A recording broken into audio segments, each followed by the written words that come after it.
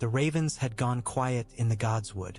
Snow clung to the red leaves of the heart tree, turning its pale branches into fingers that seemed to grope at the low gray sky. Eddard Stark stood beneath them in his heavy furs, the cold gnawing through leather and wool and into old scars. His breath steamed in the air, rising past the carved weirwood face like a thin offering the gods would not take. He had chosen this place and this hour with care. Winterfell slept behind him. Stone walls dark, only a few windows glowing with banked firelight, the kennels murmuring, the stables full of soft animal sounds. The king snored somewhere in the keep, drunk on meat and memory. Catelyn would be awake or asleep in her chamber, but thinking of him either way. Robb, Sansa, Arya, Bran, Rickon, his children. And one more who was not meant to be a child at all, not to the realm. Snow crunched at the edge of the clearing. Ned did not turn yet. He knew that tread, had watched the boy's stride lengthen and grow steadier year by year. Only when the sound faltered did he look back. Jon Snow stood at the edge of the torchlight, cloak dusted white, dark hair already speckled with fresh flakes. He had grown tall. The boy who had once chased after Robb in the yard now bore a man's shoulders and the beginnings of a man's jaw. Ghost padded at his heel, white fur and red eyes uncanny against the snow. "You sent for me, father?" Jon asked. His voice was wary in a way it had never been when he was small. He glanced at the heart tree, then back, as if uncertain whether he was welcome here at all. "Aye." Ned's voice came out rougher than he liked. "Come closer. The night is cold." Jon crossed the clearing. The torches set in iron brackets threw long tongues of flame that painted his face in amber and black. There was Stark in it, high cheekbones, gray eyes, but that was not all. Lyanna stared back at Ned every time he looked too long, and under her he saw, or fancied he saw, something finer-boned that did not belong to Winterfell at all.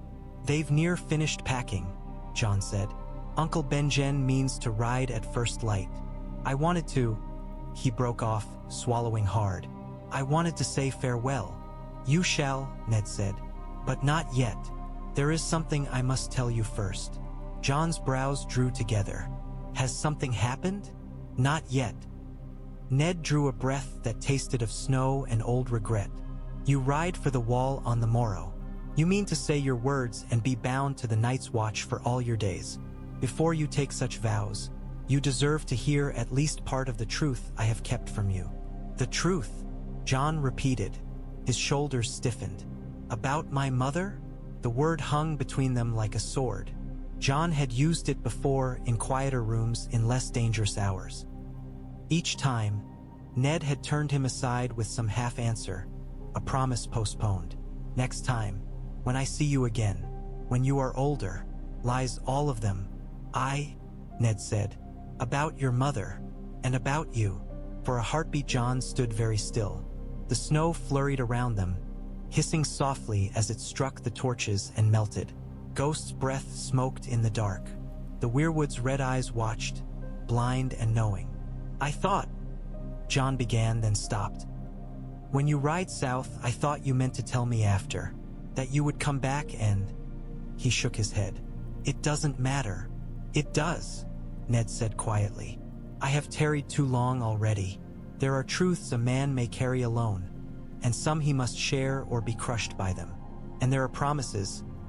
Lyanna's face rose before him, blood and tears and blue winter roses. "There are promises a man must keep, even if he breaks himself upon them." Jon took another step, close enough now that Ned could have reached out and gripped his arm. The boy, no, the young man, looked like a man about to face a foe in the yard, braced and wary, as if words could cut as deep as steel. "Whatever you mean to say," Jon said.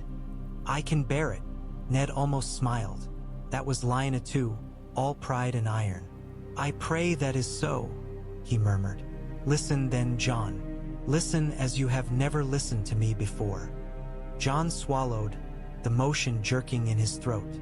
For a moment all the sounds of the Godswood, the faint creak of branches, the hiss of falling snow, Ghost's slow breathing, seemed to fade.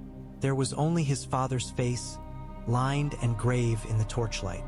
"You have asked me about your mother many times," Ned said. "You deserved an answer sooner than this. I told myself I kept silent to protect you. I told myself a bastard name was a smaller cruelty than the truth." His mouth tightened. "I have hidden behind that lie long enough.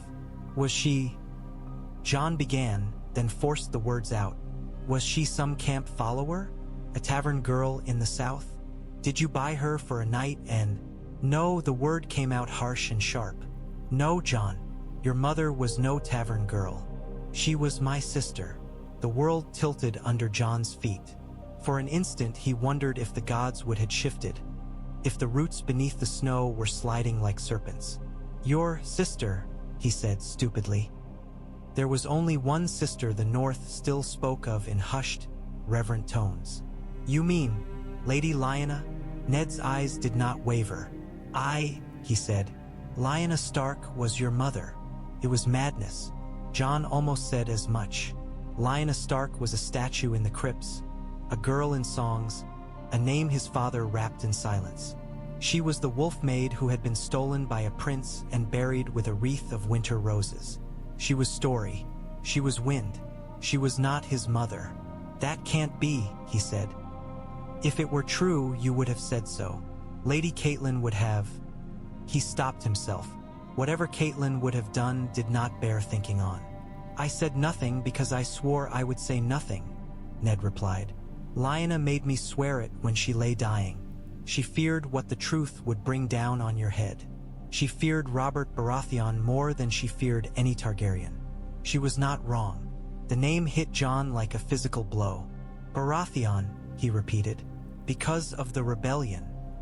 "Because of Rhaegar," Ned said. And there it was at last, the missing piece. "Because she carried his child." Jon stared at him. "Rhaegar Targaryen," he said, "came out flat as a stone falling in a well. The prince who stole her, the man King Robert killed on the Trident. You're saying he—" His throat closed. "That you are his son," Ned said. "His and Lyanna's. Not the get of some nameless woman, and not mine." He lifted his head as if he expected a blow. "I let the world think you were my bastard. I let my wife think it. I bore the scorn and the whispers. Better that by far than see Robert's wrath fall on you." Jon took a stumbling step back. The snow crunched under his heel. Ghost rose to his feet, fur bristling, catching the storm in Jon's blood. "Then who am I?" Jon demanded. His voice came out raw. "If I am not your son, if I am not a Snow, you are my son," Ned cut in, fierce enough that Ghost's ears twitched. "In all the ways that matter, you are mine. I raised you. I taught you. I love you as I love Rob. Never doubt that." His breath smoked out, ragged. "But by blood, Jon, you are Lyanna's boy. And Rhaegar's." Cold throbbed in Jon's chest. He thought of the songs minstrels sang by the hearth, of Rhaegar in bright steel, of rubies scattering in a river. He thought of the way King Robert's eyes went dark when he spoke the prince's name. He thought of all the times Catelyn Tully had looked at him and seen only shame. "You should have told me," Jon said thickly. "All these years you should have." "I should have done many things," Ned said. "But the more tongues that knew, the greater the danger. Robert would have killed even a babe if he believed that babe was Rhaegar's. I saw what he did to the last of the dragon children, to Elia's little ones. I would not see it done to you." The image rose unbidden in Jon's mind. An infant with silver hair dashed against a wall, another cut down in her cradle. He had heard the tales. Everyone had. "So I was a lie," he said. "A living lie in your hall." "You were a promise," Ned replied. "A life I swore to protect. I let you bear my shame so you would not bear Robert's sword." His gaze softened, though the pain in it did not. "You deserved more than that.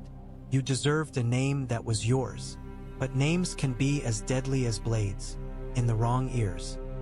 Jon dragged a breath into his lungs. "Stumm. Did Rhaegar know? About me?" Ned looked away then, toward the heart tree's bleeding eyes. "No," he said quietly. He died before you were born, on the trident beneath Robert's hammer. Your mother heard of it in that tower far to the south, and it broke her. But she clung to you, to the thought of you living. All this time, Jon whispered, all this time I have been less than every other child in this castle. The bastard. The mistake. You have never been a mistake, Ned said. Only a secret. One I can no longer justify keeping from you. The images came to Ned in flashes as he spoke, sharp-edged and sun-bleached. He did not mean to share them all, yet they spilled out of him after so many years held tight. There was a tower in the south, he said, his voice low. A round white tower on a stony hill, with the Dornish sun burning above it. I rode there with 6 men I trusted with my life. We found 3 instead of 7. The Kingsguard, Jon said, as if he were repeating a story from a book. Ser Arthur Dayne. Ser Oswell went. Ser Gerald Hightower. I, Ned replied. They wore the white cloaks of the king's sworn swords, far from any king they had left. I asked them why they were not at Robert's side, or at Aerys's, or guarding young Viserys in Dragonstone. Ser Gerald told me they kept their vows where they had sworn to keep them. Then they drew steel. The fight had lived in his dreams ever since.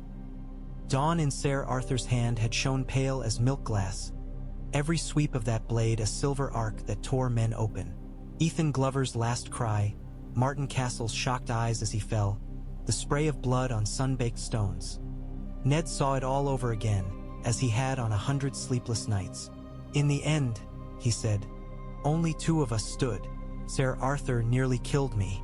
It was not clean how he died, not as a singer would tell it.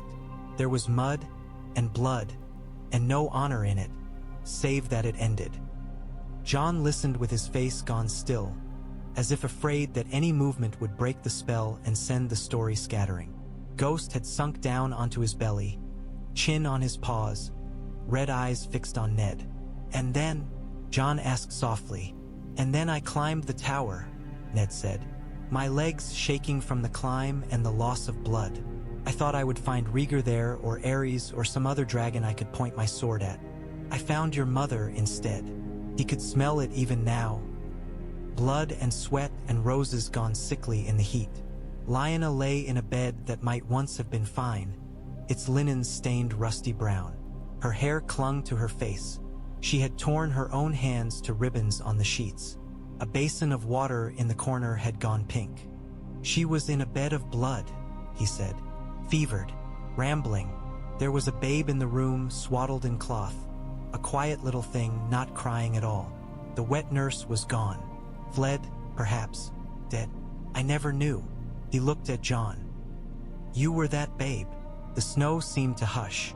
Jon's hand had found Ghost's fur without him noticing, fingers buried to the knuckles in the direwolf's thick coat. I knelt beside her, Ned went on. I tried to cool her with damp cloths to give her water. She knew me for a little while. She laughed, once, at the sight of me spattered with so much blood. She said I looked like father after a hunt. His voice roughened. And then she grew afraid. Afraid, Jon echoed. She had heard, Ned said. The tower was no fortress against news. She knew Rhaegar had fallen. She knew Robert had the victory. She knew what Robert did to dragons. She was dying, Jon, and all she cared for was you. He swallowed. She clutched my hand and begged me to keep you safe, to hide you where Robert would never find you. Promise me, Ned, she said. She said it again and again until I thought the words would carve themselves into my bones. He had not meant to let his voice shake, but it did. The heart tree watched, unjudging. Snow hissed on the torches. I swore it, Ned said, on my sword, on my honor, on the memory of our father and brothers. I swore I would protect you. She died with that promise in her ears. He drew a long breath. When I left that tower, I carried you in my arms. There were dragon banners burning on distant hills. I rode not to the capital, not to the king, but north, home. Jon's eyes shone in the torchlight. And you brought me to Winterfell, he said hoarsely, and called me Snow. I needed a name that would turn away questions rather than invite them, Ned said. A nobleman's bastard is an old shame in the north. Men look away rather than look too closely. I let my own lady think I had brought my sin into her hall. I will answer for that when I see her gods and mine. But I would rather face her anger than Robert's mercy. Jon's jaw clenched. She hated me, he said. Lady Catelyn, even when I was small, especially then. I never understood why. She thought you were proof that I had broken faith with her, Ned replied. I should have told her the truth, or some part of it. I lacked that courage. I will not lie about that. He met Jon's gaze. I wronged you both in different ways, but I kept you alive. I can offer you that much, for what it is worth. Jon looked at the snow between his boots. And now? He asked. Why tell me now? Because you are about to bind yourself to a life that allows no turning back, Ned said. I would not have you swear away your years under a false name. You may still choose the watch, but let it be as a man who knows who he is, not as a boy who has swallowed a lie. Jon turned away from the heart tree, sudden movement sending a spill of snow from a low branch. The cold bit at his face, but the heat in his chest was worse. Ghost moved with him, white shadow at his side. All my life, Jon said, his voice scraping, I have been less at table, less in the yard, less in my lady's eyes. Bastard. Snow. Now you say it was all a lie, that I am... He broke off, as if saying the word might summon something he could not put back. What am I meant to do with this? Nothing, Ned said. For now. Nothing. Jon spun on him. You tell me I am Rhaegar's son, Lyanna's son, and expect me to simply go to the wall as if I were no one? To say my vows and forget that I had any other life? Ned bore the fury without flinching. I expect you to understand the danger of the truth, he said. The wall will not care whose blood flows in your veins. The vows do not ask if a man's father wore a crown, but other men care. Robert would if he ever knew. The Lannisters would. Some might see you as a rival to be killed. Others might see you as a banner to rally behind. Both would drag you into wars that should have died on the Trident. And my wishes? Jon demanded. Do they matter at all? Yes, Ned said simply. That is why I am telling you now when you still have a choice. If you wish to ride south instead of north, to seek proof of your parentage, to claim the dragon's name that might be yours. His mouth twisted. I would not counsel it. I believe it would get you killed. But you would do it knowing what you risk. Jon stared at him. South. King's Landing. A city of red stone and shining steel, of courtiers and whispers and the Iron Throne sitting like a wound at its heart. He imagined walking into that place and saying, Asterisk, here I am, Rhaegar's son, Lyanna's boy. Asterisk, he pictured Robert's face when he heard. The thought sickened him. I don't want their throne, he said. I don't want songs or crowns or any of it. I want... He groped for something he could name. I want a place where I am not a stain at someone's table. The wall can give you that, Ned said. Hard living, cold nights, but no bastards or trueborns. Only brothers. Jon let out a bitter breath. And princes. If any prince takes the black, he leaves his crown in the snow, Ned replied. There have been such men. Aemon Targaryen is one. He has outlived kings and kingdoms both. You knew, Jon said, realization striking. You knew Maester Aemon was. I knew, Ned said, and I know what it cost him to choose duty over a throne.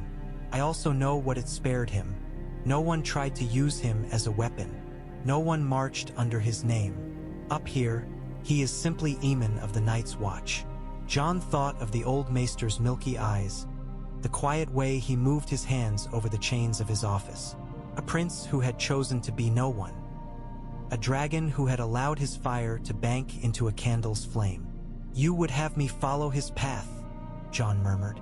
I would have you make your own, Ned said. But if the wall truly is what you want, go to it as Jon Snow. Tell no one what I have told you. Not Robb, not Sansa, not Arya, who could not keep a secret if we sewed her lips. Not Maester Luwin. He hesitated. If I live to find proof in the south. Records of the marriage, a Septon's word, something that would stand before the gods and the law, I will send it to you, sealed, in my hand. Until then, you must keep this locked in your heart. If you speak it, you may doom us both. Jon's anger guttered. In its place rose a weight heavier than any male hauberk. You would have me lie to my brothers. I would have you hold your tongue, Ned said. There is a difference. He stepped closer, until Jon could see the lines time had carved around his eyes. You asked once if I thought you dishonored me. I did that myself, Jon, with my silence. You have never been my shame. Jon searched his face. There was no flaw in it, no crack where untruth might find purchase. Only a tired man, caught between promises. I don't know who I am, Jon said at last. You are my son, Ned answered at once. Whatever any maester's book might say, you are Lyanna's boy. You have the north in your bones and something of the dragon's fire in your blood, whether you like it or not. But you are also the man you choose to be. The name is not all. Jon thought of the wall again, of black cloaks, of watching the sky grow pale over a wilderness where no king ruled, of a life measured in watches and winters rather than in courtiers' smiles. I will go, he said. The decision surprised him by how right it felt when he said it aloud. I will take the black, knowing what I leave behind. I will keep your secret, and if the day ever comes when the truth must be spoken, I will speak it myself. Ned's shoulders eased. Then I have asked too much of you, and you have given it, he said quietly. You honor me, Jon, more than I have deserved. He reached out and for the first time since Jon could remember, pulled him into an embrace that felt not like a lord's stiff courtesy, but like a father's desperate hold on something precious. Jon stood rigid for a heartbeat, then returned it, clinging as if he were still a boy of 8. When they broke apart, the snow had thickened. The torches guttered. The Godswood listened in its ancient silence as the secret settled between them, no longer only Ned's to bear. The crypts drew him as they always had when his thoughts grew too tangled to bear. Winterfell stones seemed to hold the night inside them. Jon's footsteps echoed on the worn steps as he descended. Ghosts paused silent beside his boots. The air turned cooler, damp with the deep earth's breath.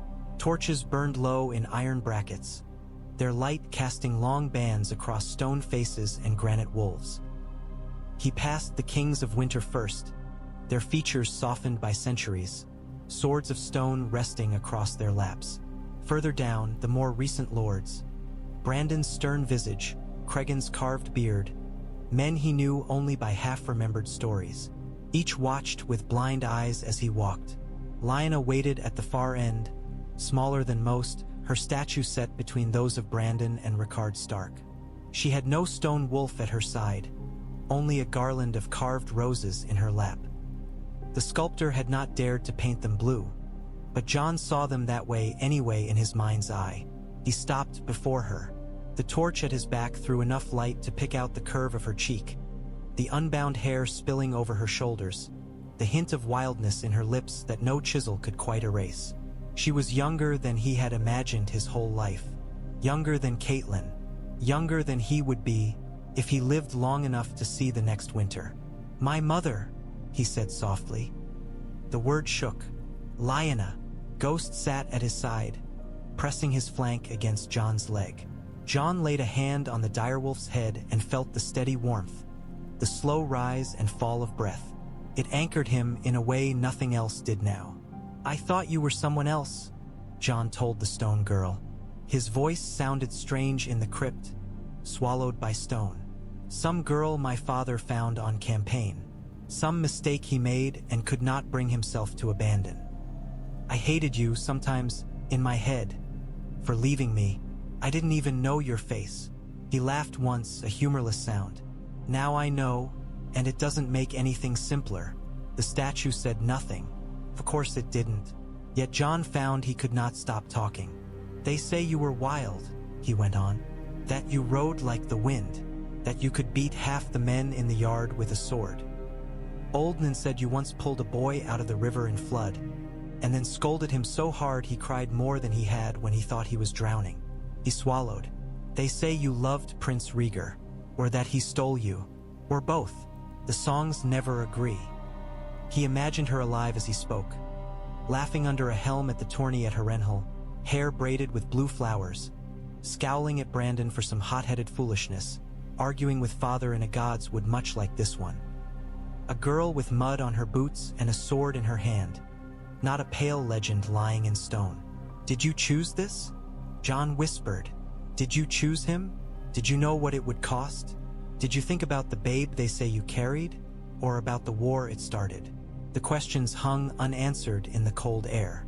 I don't know if I forgive you, he admitted, for dying, for leaving him to carry the weight, for leaving me between. His throat tightened. But I know you loved me. He said so. He said you died with that promise on your lips. And I...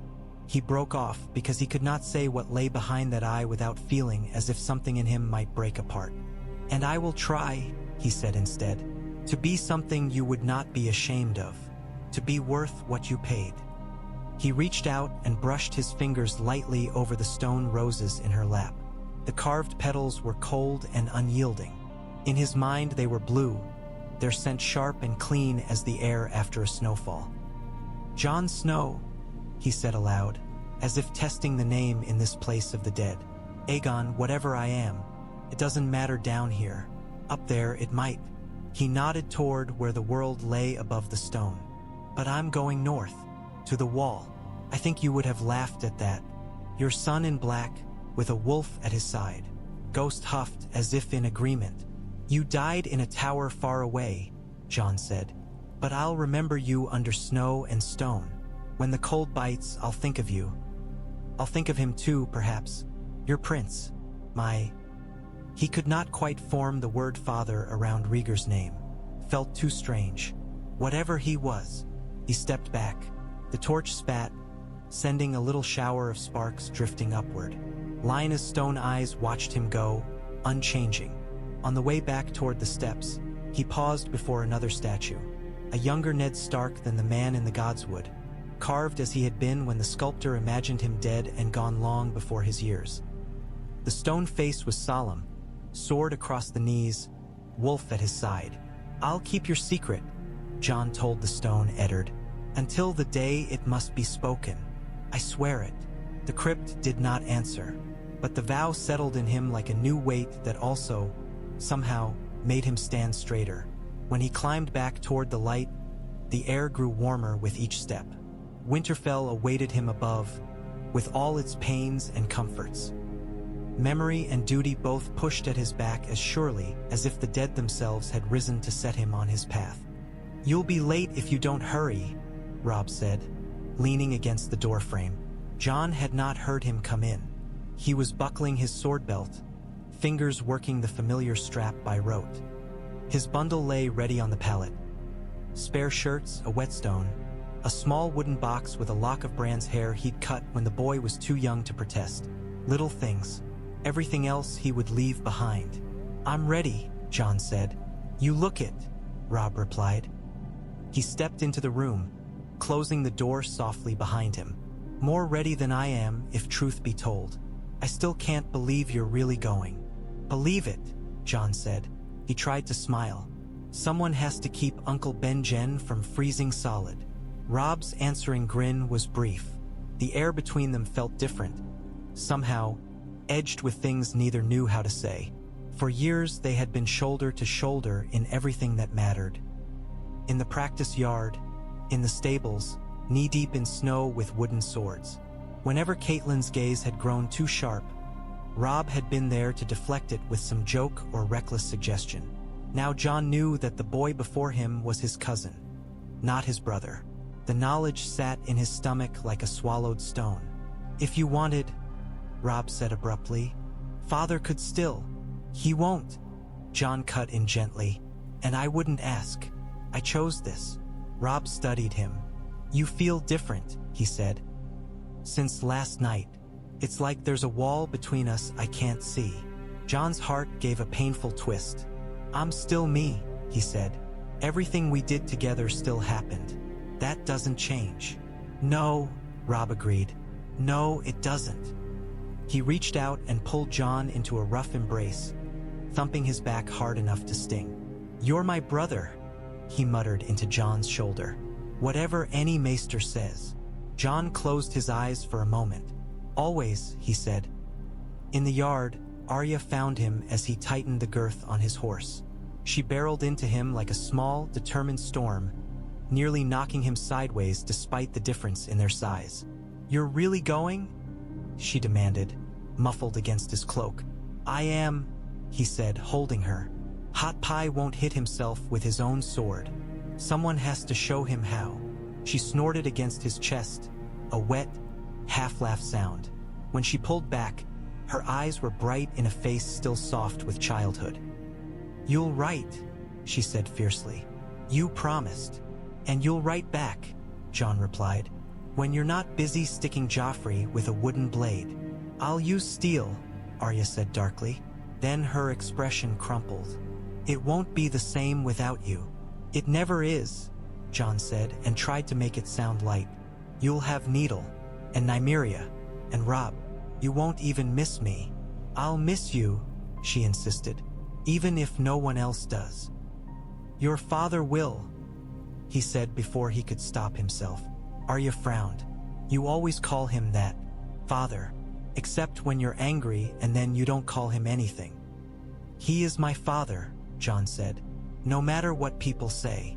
She opened her mouth to ask something else. He could see it forming, but a shout by the gate broke the moment. Uncle Benjen was mounting, dark cloak billowing.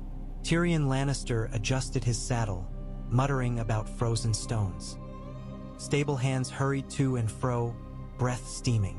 Near the covered bridge, Catelyn stood in shadow. Jon met her gaze briefly. There was no warmth in it, but something in the set of her mouth was different today. Not softer exactly, but troubled. He inclined his head in a small, formal nod. After a moment she returned it, equally slight, and turned away. Ned waited by the gate. The drawbridge chains groaned. The portcullis rattled up. Snow gusted in, bringing with it a sharper wind from the open world beyond the walls. Jon led his horse forward, Ghost pacing beside him. At the gate, Ned stepped out. Up close, Jon could see the new lines around his father's eyes. The way his beard had gone more to gray. He looked every one of his years and more. "Horse is sound," Benjen called. "Road's clear enough for now. We should be back inside the month." Ned nodded without taking his eyes off Jon. "Keep him from doing anything too stupid," he told his brother. "I'll try," Benjen replied. "No promises." Jon swung into the saddle.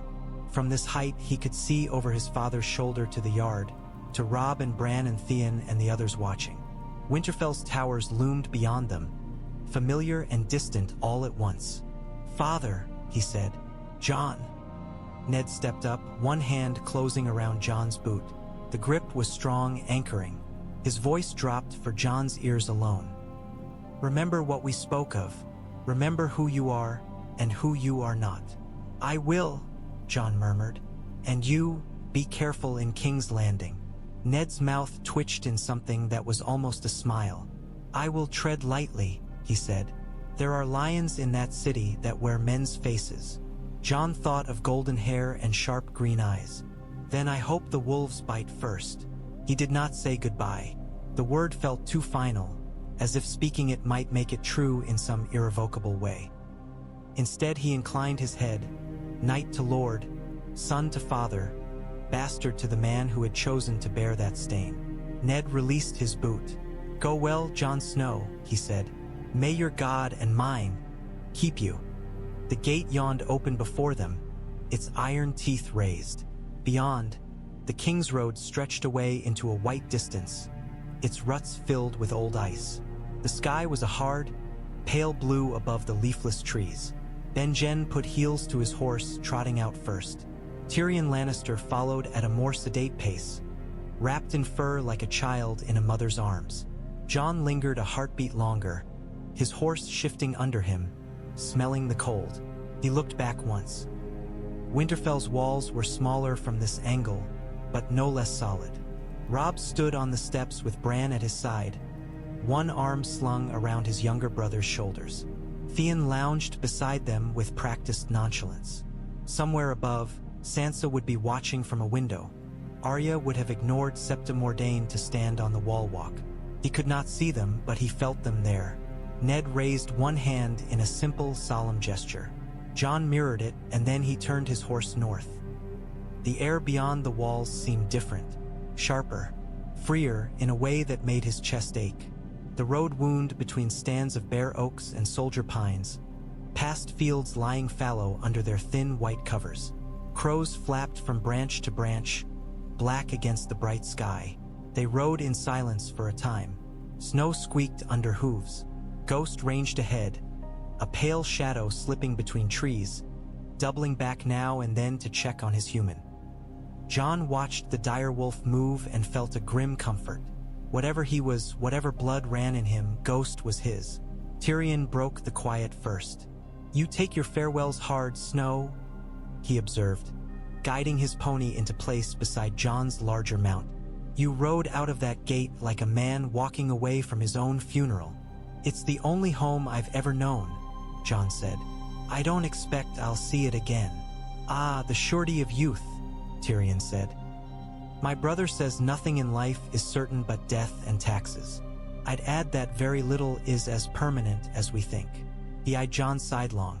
"You could yet end up back in Winterfell. Stranger things have happened. A bastard boy turned lord. Exile turned king." "I'm a man of the Night's Watch," Jon replied. "Or I will be soon enough." "So devout already," Tyrion mused. "Tell me, are you riding to the wall because you cannot stomach the warmth and intrigues of the South? Or because you think the wall too humble a stage for whatever drama your name might call down?" Jon frowned. "I don't understand you." "You understand well enough," the dwarf said, but there was no malice in it. "You burn with some great sense of yourself, Snow. Not pride exactly. Not only that, purpose. Men like that either die young or make kings nervous." Jon felt heat rise to his cheeks. "I have no purpose but my vows," he said. "I know what I am." "Do you?" Tyrion asked. "Most men spend their lives never truly learning that. If you have, you're either very fortunate or very foolish." He flicked a bit of ice from his glove. "Your father looked uneasy when you rode out." "He hates to see any of his leave," Jon said. "He looked like a man who had put his last coin on a weak horse and hoped no one would notice," Tyrion replied. "Whatever secret sits between you, it weighs on him. I hope, for both your sakes, it was worth speaking." Jon stiffened. "How?" Tyrion chuckled. "I may be small, but I'm not blind. Everyone in that yard felt something had shifted between you. I don't need to know what it was. I collect many things, Snow, but other men's burdens are not always amongst them." They rode until the sun slid lower, a dull gold coin sinking behind the trees. Shadows stretched long across the road. When Benjen finally called a halt, Jon's thighs ached and his fingers were numb despite his gloves. They made camp beneath a stand of pines that kept some of the wind off. Benjen saw to the horses with the practiced economy of a man who had done this 1,000 times. Tyrion complained about the cold as he helped coax a small fire into life. Jon unpacked what little he had, spreading his cloak on the least snow-crusted patch of ground. As the flames took, the faces around them became sharp islands in the dark. Benjen's thin and weathered, Tyrion's compact and clever. Ghost circled the perimeter of the light and then flopped down near Jon's feet, a white curl against the dirt. "You're quiet, boy," Benjen observed, tearing a strip of dried meat with his teeth. "Not what I remember of the little whelp who used to pester me for tales of the wall." "A lot has changed," Jon said. Benjen grunted. "So I gather. Your father wore a look last night I don't much like. Like a man who's seen the noose and knows there's no avoiding it." "He rides south," Jon said. "King's Landing seems enough of a noose to me." "Aye," Benjen agreed. "More men have lost their lives there without a blade being drawn than on a dozen battlefields." He studied Jon. "He tell you about your mother?" Jon's heart jerked. "He told me enough," he said carefully. "Then he told you more than he ever told me," Benjen replied, surprising him. "That's between you. Just know this. Whatever name you carry in your heart, the wall won't care. The gods up there care for courage and cold hands. Nothing more." Jon nodded slowly. "That's what I'm counting on," he said. He lay awake long after the others had begun to snore, staring up at the blur of branches against the star-pricked sky. Ghost's warmth against his hip and the slow crackle of the fire were the only comforts he had. "I'm coming," he whispered, though he wasn't sure to whom he spoke, to the wall, to whatever waited beyond it, to the memory of a woman in a bed of blood and a prince in bright armor. "I'll be what I can." Sleep finally took him in fits and starts, dropping him into a shallow dark where dreams lurked like things in deep water. He dreamed of the crypts first, not as they were, but as some part of him feared they might become. The statues had turned their heads to follow him as he walked. Stone eyes shifted in their sockets. Stone swords lifted, points following his every step. Lyanna's face cracked down the middle and blue roses spilled out, their petals falling like snow. He fled, but there was nowhere to go. The passages twisted in on themselves, bringing him back again and again to his own stone effigy, older, with a beard gone to gray, a wolf at his feet. The name chiseled on the base changed every time he looked. Jon Snow, Jon Stark, Aegon Targaryen. Each one wrong in its own way. The scene shifted. He stood alone in the great hall of Winterfell. The banners on the walls had all turned to dragons. Three-headed beasts on black, their red mouths gaping. The fire in the hearth burned green. On the high seat sat a shadow with a crown of twisted swords. When it leaned forward, he saw his own face under the crown, hollow-eyed. "I don't want this," he tried to say, but his voice echoed back at him in other shapes. "I shall wear no crowns and win no glory." The words sounded like the Night's Watch vows, but twisted, mocking. The hall fell away beneath his feet. He was on the Kingsroad again, but it was no longer bordered by bare trees.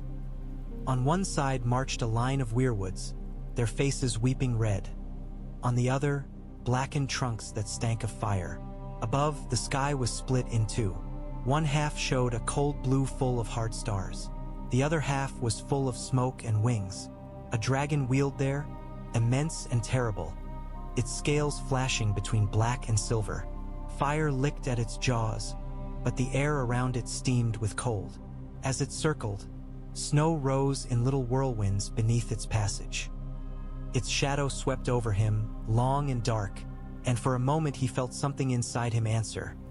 A surge of heat and wildness that made his skin prickle. "Come," a voice said, though he could not tell if it came from the dragon or from the wind itself. "Fly." On the ground, Ghost howled. The sound cut through him like a blade. He turned away from the dragon's shadow and saw the wall rising in front of him, taller than mountains, its face slick with ice that glowed blue in the starlight. It was cracking. Hairline fractures spiderwebbed across its surface, widening with every heartbeat. Through the widening fissures, he thought he glimpsed movement. Figures pale as moonlight, eyes like shards of frozen sky. They walked out of the cracks and down the wall's face as if it were solid ground, leaving no marks where their feet fell. "Run!" someone shouted behind him. He looked back. Winterfell's people crowded the Kingsroad. Faces he knew and faces he didn't, all turned north. Robb, Arya, Bran, Sansa, even stern Catelyn, even Theon standing too close to the fire. Behind them, further away, cities he had never seen. White towers, domes of green glass, a throne room full of blades. All of them under that advancing shadow. He reached for his sword and found his hands empty.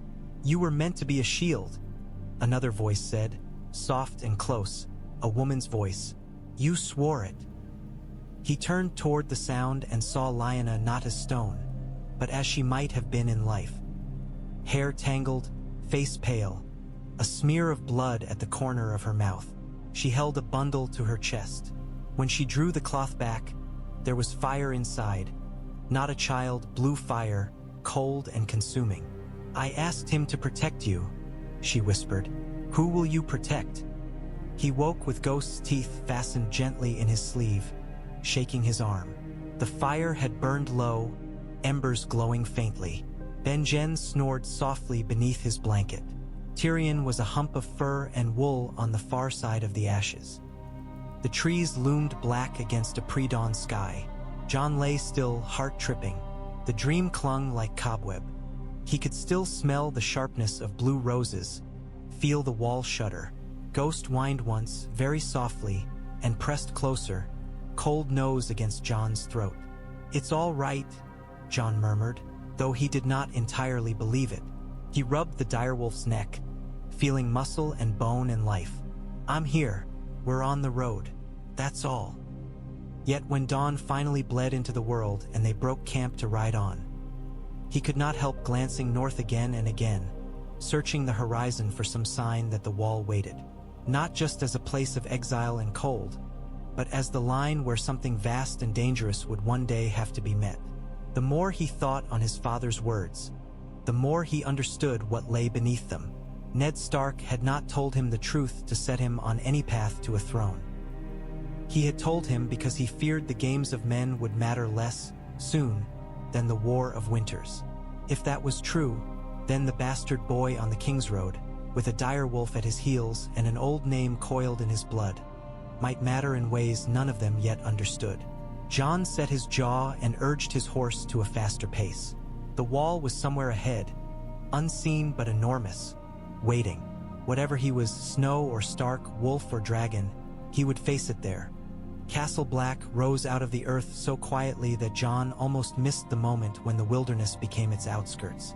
For leagues the Kingsroad had climbed, the trees thinning until they were more scrub than forest. The air grew colder still, tasting of stone and something older. Then, one thin morning, the sky ahead turned solid and white.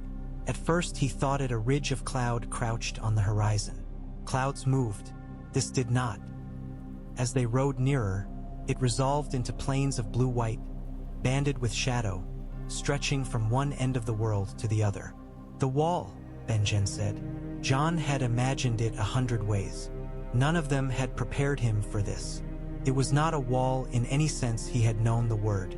It was a cliff of frozen night, higher than any tower of Winterfell, higher than any mountain he had seen in the distance.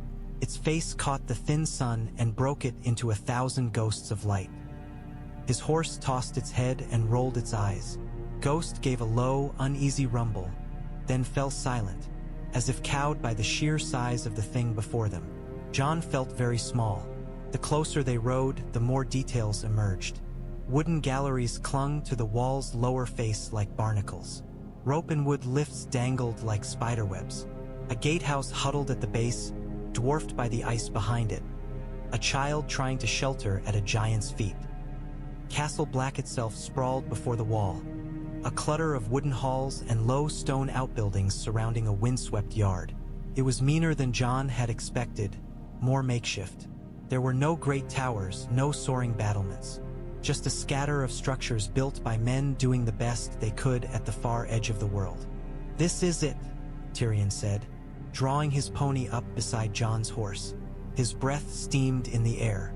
The great bastion between civilization and savagery. I was expecting something taller. Look up, Jon murmured. Tyrion did. His jaw slackened. Well, he said, I suppose that will do. They clattered through the open gate into the yard. Men in black turned to stare. Some old and hard-eyed, some no older than Jon himself, with the look of boys who had been kicked out of the south and fetched up here like driftwood. The smell of smoke and horse and unwashed bodies pressed around them. Benjen swung down from his horse. Welcome to Castle Black, he said. You'll learn to love it, or at least to hate it less than you hate everything beyond it. Grooms came to take the horses. Ghost stayed glued to Jon's side as he dismounted, eyes red as embers in the cold light. The direwolf's presence drew its own share of stares and mutters. A Stark, right enough? One man said under his breath. Always have their damn wolves. Another snorted. "We'll see how long that beast lasts on top of the wall," he muttered. "I've seen wolves freeze mid-step. Try touching him and you'll lose more than your hand," a third voice said, not quite loud enough to be a challenge.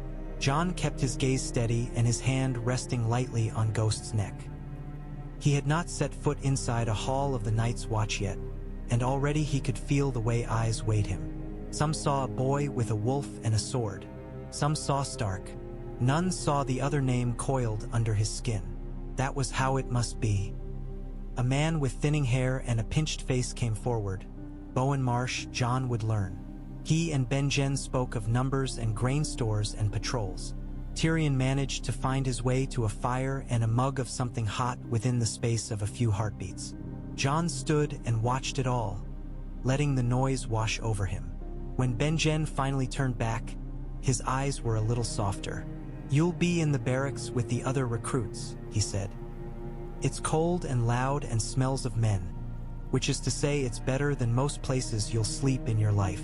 Ser Alliser Thorne has charge of your training." "Ser Alliser," Jon repeated. "A hard man," Benjen said. "Harder on boys from good families. He'll want to knock the pride out of you. Don't let him do more than is needed." "I'm not proud," Jon said, stung. Benjen's mouth twitched. "You think you're not? That's half your pride right there." He clapped a hand to Jon's shoulder, then held it there a moment longer than necessary. "This is the end of the road, boy. There's no turning back beyond this. You still sure?" Jon looked up at the wall. The ice face loomed, impossibly high, catching the pale sun. Somewhere up there men walked, small dark smudges against the blue-white. Somewhere beyond lay the forest from his dreams and whatever else old Nan had whispered of. "I'm sure," he said. Benjen nodded. "Then welcome to the Night's Watch." They gave him a bunk in a long, drafty barracks that smelled of sweat and damp wool. That first night, exhausted from the road, he lay awake anyway, listening to the snores and mutters of men whose lives had all, for one reason or another, washed up against this wall. Ghost sprawled on the floor beside his bed, a white long shadow. Outside, the wind moaned in the cracks of the wood. Jon watched his own breath plume in the cold and wondered, not for the first time, if he had been very brave or very foolish to come. Sleep must have taken him at last, because suddenly he was elsewhere. He stood on top of the wall, the ice beneath his boots cold enough to burn.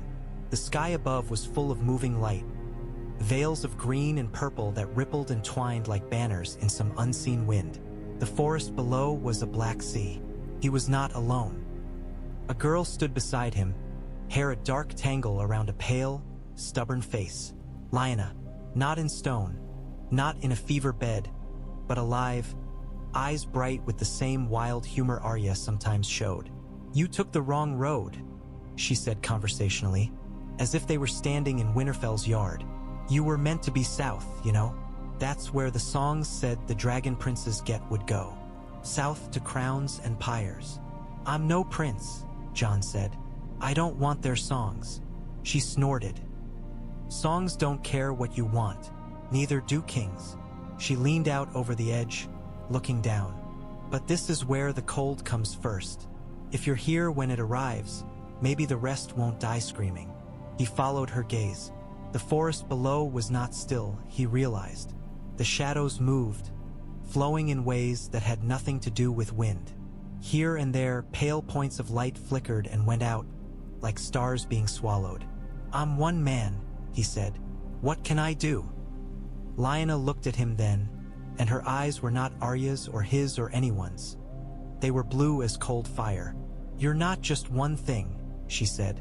"That's the trouble." The wall shuddered beneath them. Cracks spidered out from his boots, racing across the ice. Through them he saw not darkness, but fire, blue and white, searing and cold. Ghost appeared at his side, fur bristling, teeth bared. The direwolf's growl vibrated up through Jon's bones. "Promise me," Lyanna said again, not pleading now but commanding. He opened his mouth to ask what, but the ice gave way under him and he was falling. He woke with a strangled gasp, hand flailing for a sword that wasn't at his side. The barracks loomed around him, their shadows thick. Men snored on, oblivious. His breath came fast, frosting the air. Ghost was there, forepaws on the edge of the bunk, red eyes bright in the dark. The direwolf's tongue rasped once over Jon's hand, rough and real and grounding. "I'm awake," Jon whispered. "I'm awake." His heart slowed by degrees. The dream shredded under the slow march of his breathing, though fragments clung. A girl on the wall, the crack of ice, the sense of a weight he could not yet name. He lay back down, one hand tangled in Ghost's fur, and stared up at the rafters. Somewhere above them, beyond stone and timber and ice, the stars still wheeled over the world. Somewhere far to the south, his father walked deeper into King's Landing, each step taking him further from any road that led back to Winterfell. Somewhere in between, all the pieces of Jon's life lay scattered like rubies in a river. "I'll keep it," he murmured, not sure whether he meant the secret, the vow, or both.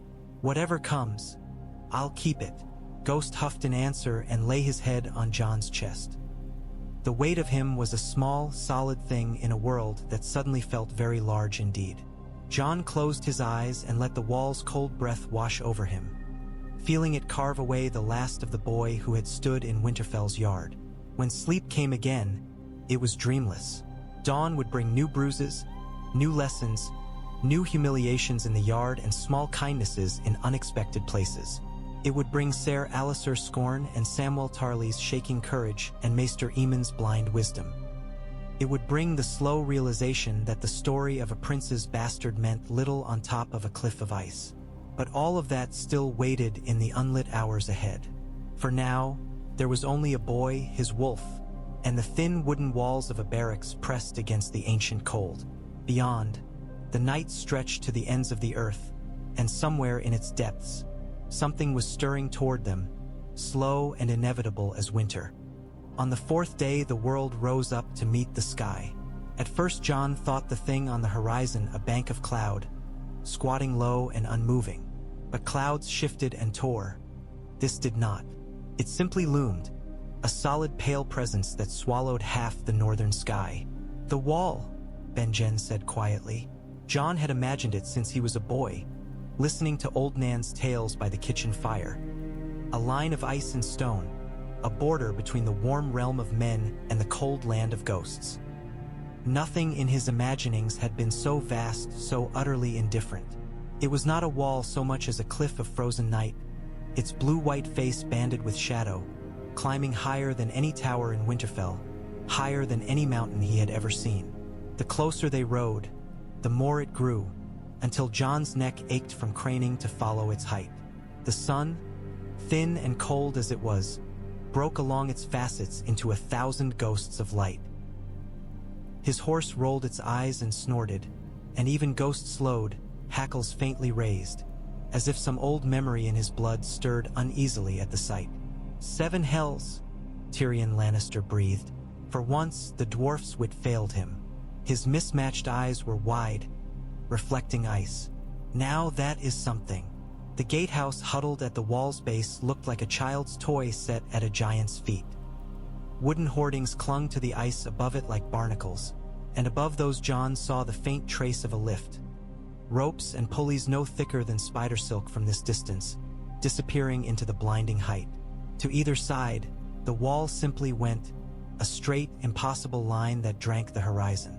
Jon's chest tightened. Somewhere in the back of his mind, the dragon from his dreams wheeled over that frozen face again, scattering blue rose petals into cracks that were not yet there. For the first time since leaving Winterfell, he felt not as if he were riding away from something but toward it. They passed through a squat outer tower and into the yard of Castle Black. If the wall was impossible, the castle beneath it was merely disappointing. Jon had half expected some stark fortress hewn from ice and stone, its towers bristling with watchful men. What he found instead was a scatter of timber halls and low stone sheds, the ground churned to frozen mud by boots and hooves. A single tall tower of soot-blackened stone leaned a little, as if tired of standing. Smoke crawled from crooked chimneys. Men in black turned to stare as the newcomers clattered in. Some were gray-bearded and bow-shouldered. Others were boys young as Bran, big-eyed and thin. Their gazes slid over Jon's cloak, his sword, his wolf. Benjen swung from his saddle. "Welcome to Castle Black," he said. "The end of the world, and the only thing standing between what's out there and everyone who's never thought about it." Jon dismounted stiffly. His legs tingled as blood returned. Ghost pressed against him at once, red eyes taking everything in with that steady, unsettling calm. A few men took a wary step back at the sight of the direwolf. "Another Stark," one muttered. "Always do bring wolves with them." "Aye, and leave again soon enough," another replied. Tyrion had already found his way toward the nearest fire, hands extended, face blissful in the weak warmth. Jon envied him and did not all at once. A balding man with a pinched face and the air of a worried goose approached. Bowen Marsh, as Jon later learned. He and Benjen fell into talk of grain stores and patrol numbers, their words the dry coin of men trying to stretch too little too far. Jon let the murmur of their conversation wash past and looked up again at the wall, feeling its presence like a weight on his shoulders. This was it, then, the place where he meant to spend the rest of his life. A cliff of ice, a clutch of sagging halls, a yard full of strangers and the smell of smoke and horse and unwashed men. No lord's seat, no banners, no place for a prince, trueborn or otherwise. Good, he thought fiercely. Let it be so. Let this be the end of it. Benjen turned back at last, his face a little softer than usual. "You'll sleep in the barracks with the other new boys," he said. "Ser Alliser Thorne has the training. Mind him, and try not to make him hate you more than he will by nature." "Ser Alliser?" Jon repeated. "A hard man," Benjen said. "Harder, I think, on those he thinks had easier lives before. He'll want to beat Winterfell out of you." His gaze flicked to Ghost. "And that beast too, if he thought he could." "He can try," Jon said before he could catch the words. Ghost's ears pricked, teeth flashing briefly. Benjen's mouth twitched. "That's the sort of talk that will win you bruises. Remember what I told you on the road. Whatever else you are, you're a recruit here. No more, no less." "I remember," Jon said. "I am sure." Benjen studied him a heartbeat longer, then nodded. "Good. Then welcome to the Night's Watch, nephew," he said, loud enough that a few of the watching brothers blinked. Jon felt some of the eyes on him change at that word, nephew, and knew that even at the end of the world, names could not quite be escaped. He set his jaw and followed the steward toward the barracks anyway. Ghost a white shadow at his heel and the wall looming, cold and patient, over everything. They woke him before dawn for his first day in the yard.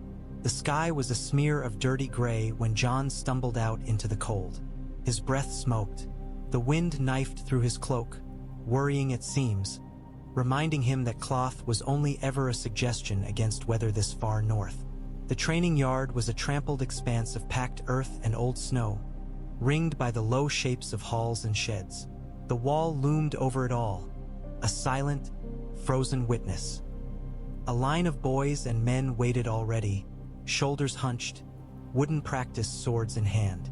Their cloaks were a mismatched lot, old browns and grays and greens, some already dyed black, others still showing the colors of lands they had left.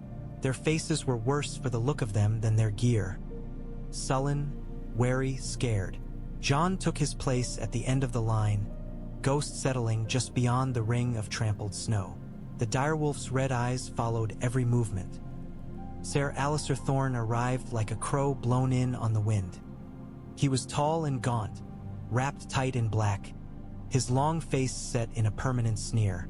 His hair, going thin at the temples, had the lank, neglected look of a man who had better things to do than care for it. He held a whip in one hand, the leather coiled and ready. "Look lively," he rasped, his voice rough as gravel. "We've a new flower among us. Lord Snow, come all the way from his castle to bless us with his presence." There were snickers along the line. Jon kept his face blank. "My name is Jon," he said. "How very familiar," Thorne said. Do they let you speak so to your father in Winterfell? His lip curled. No doubt they do. Starks have ever been soft on their mistakes. Heat flared in Jon's chest. He heard Ned's voice in his memory. You must keep this locked in your heart. He swallowed whatever answer wanted to leap out. I asked you a question, bastard, Thorne said. They call me Jon in Winterfell, Jon replied evenly. Ser, Thorne mimicked. Listen to that, boys. He remembers his courtesies. We shall see how long that lasts. The knight's gaze raked the line. Gren, Toad, Rast, step forward.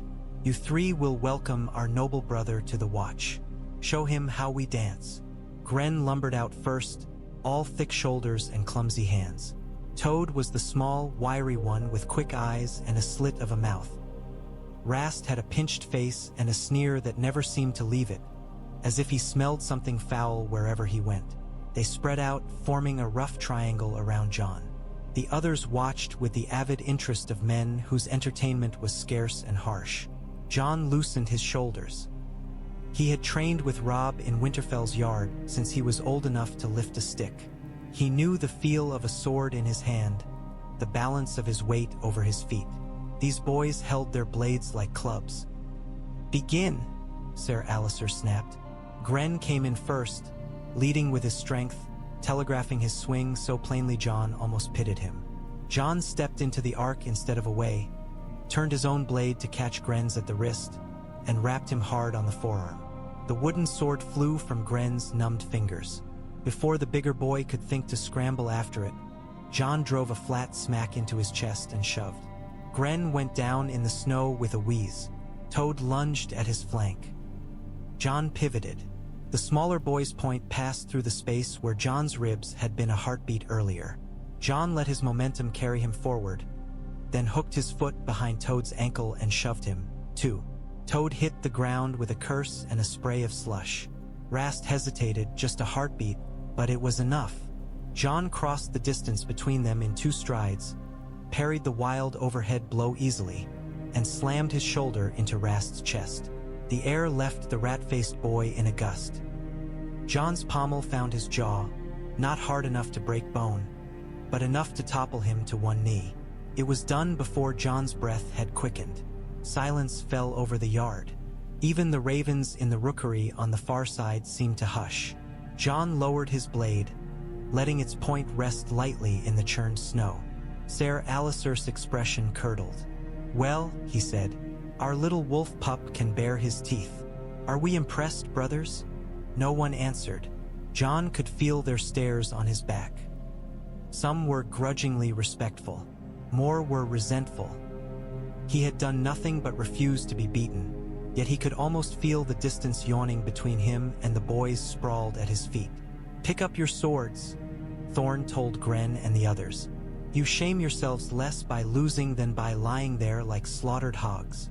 Gren scrambled up, face red, and snatched for his weapon. Toad glared at Jon as if Jon had personally robbed him. Rast wiped blood from his split lip and tried to hide the way his hand shook.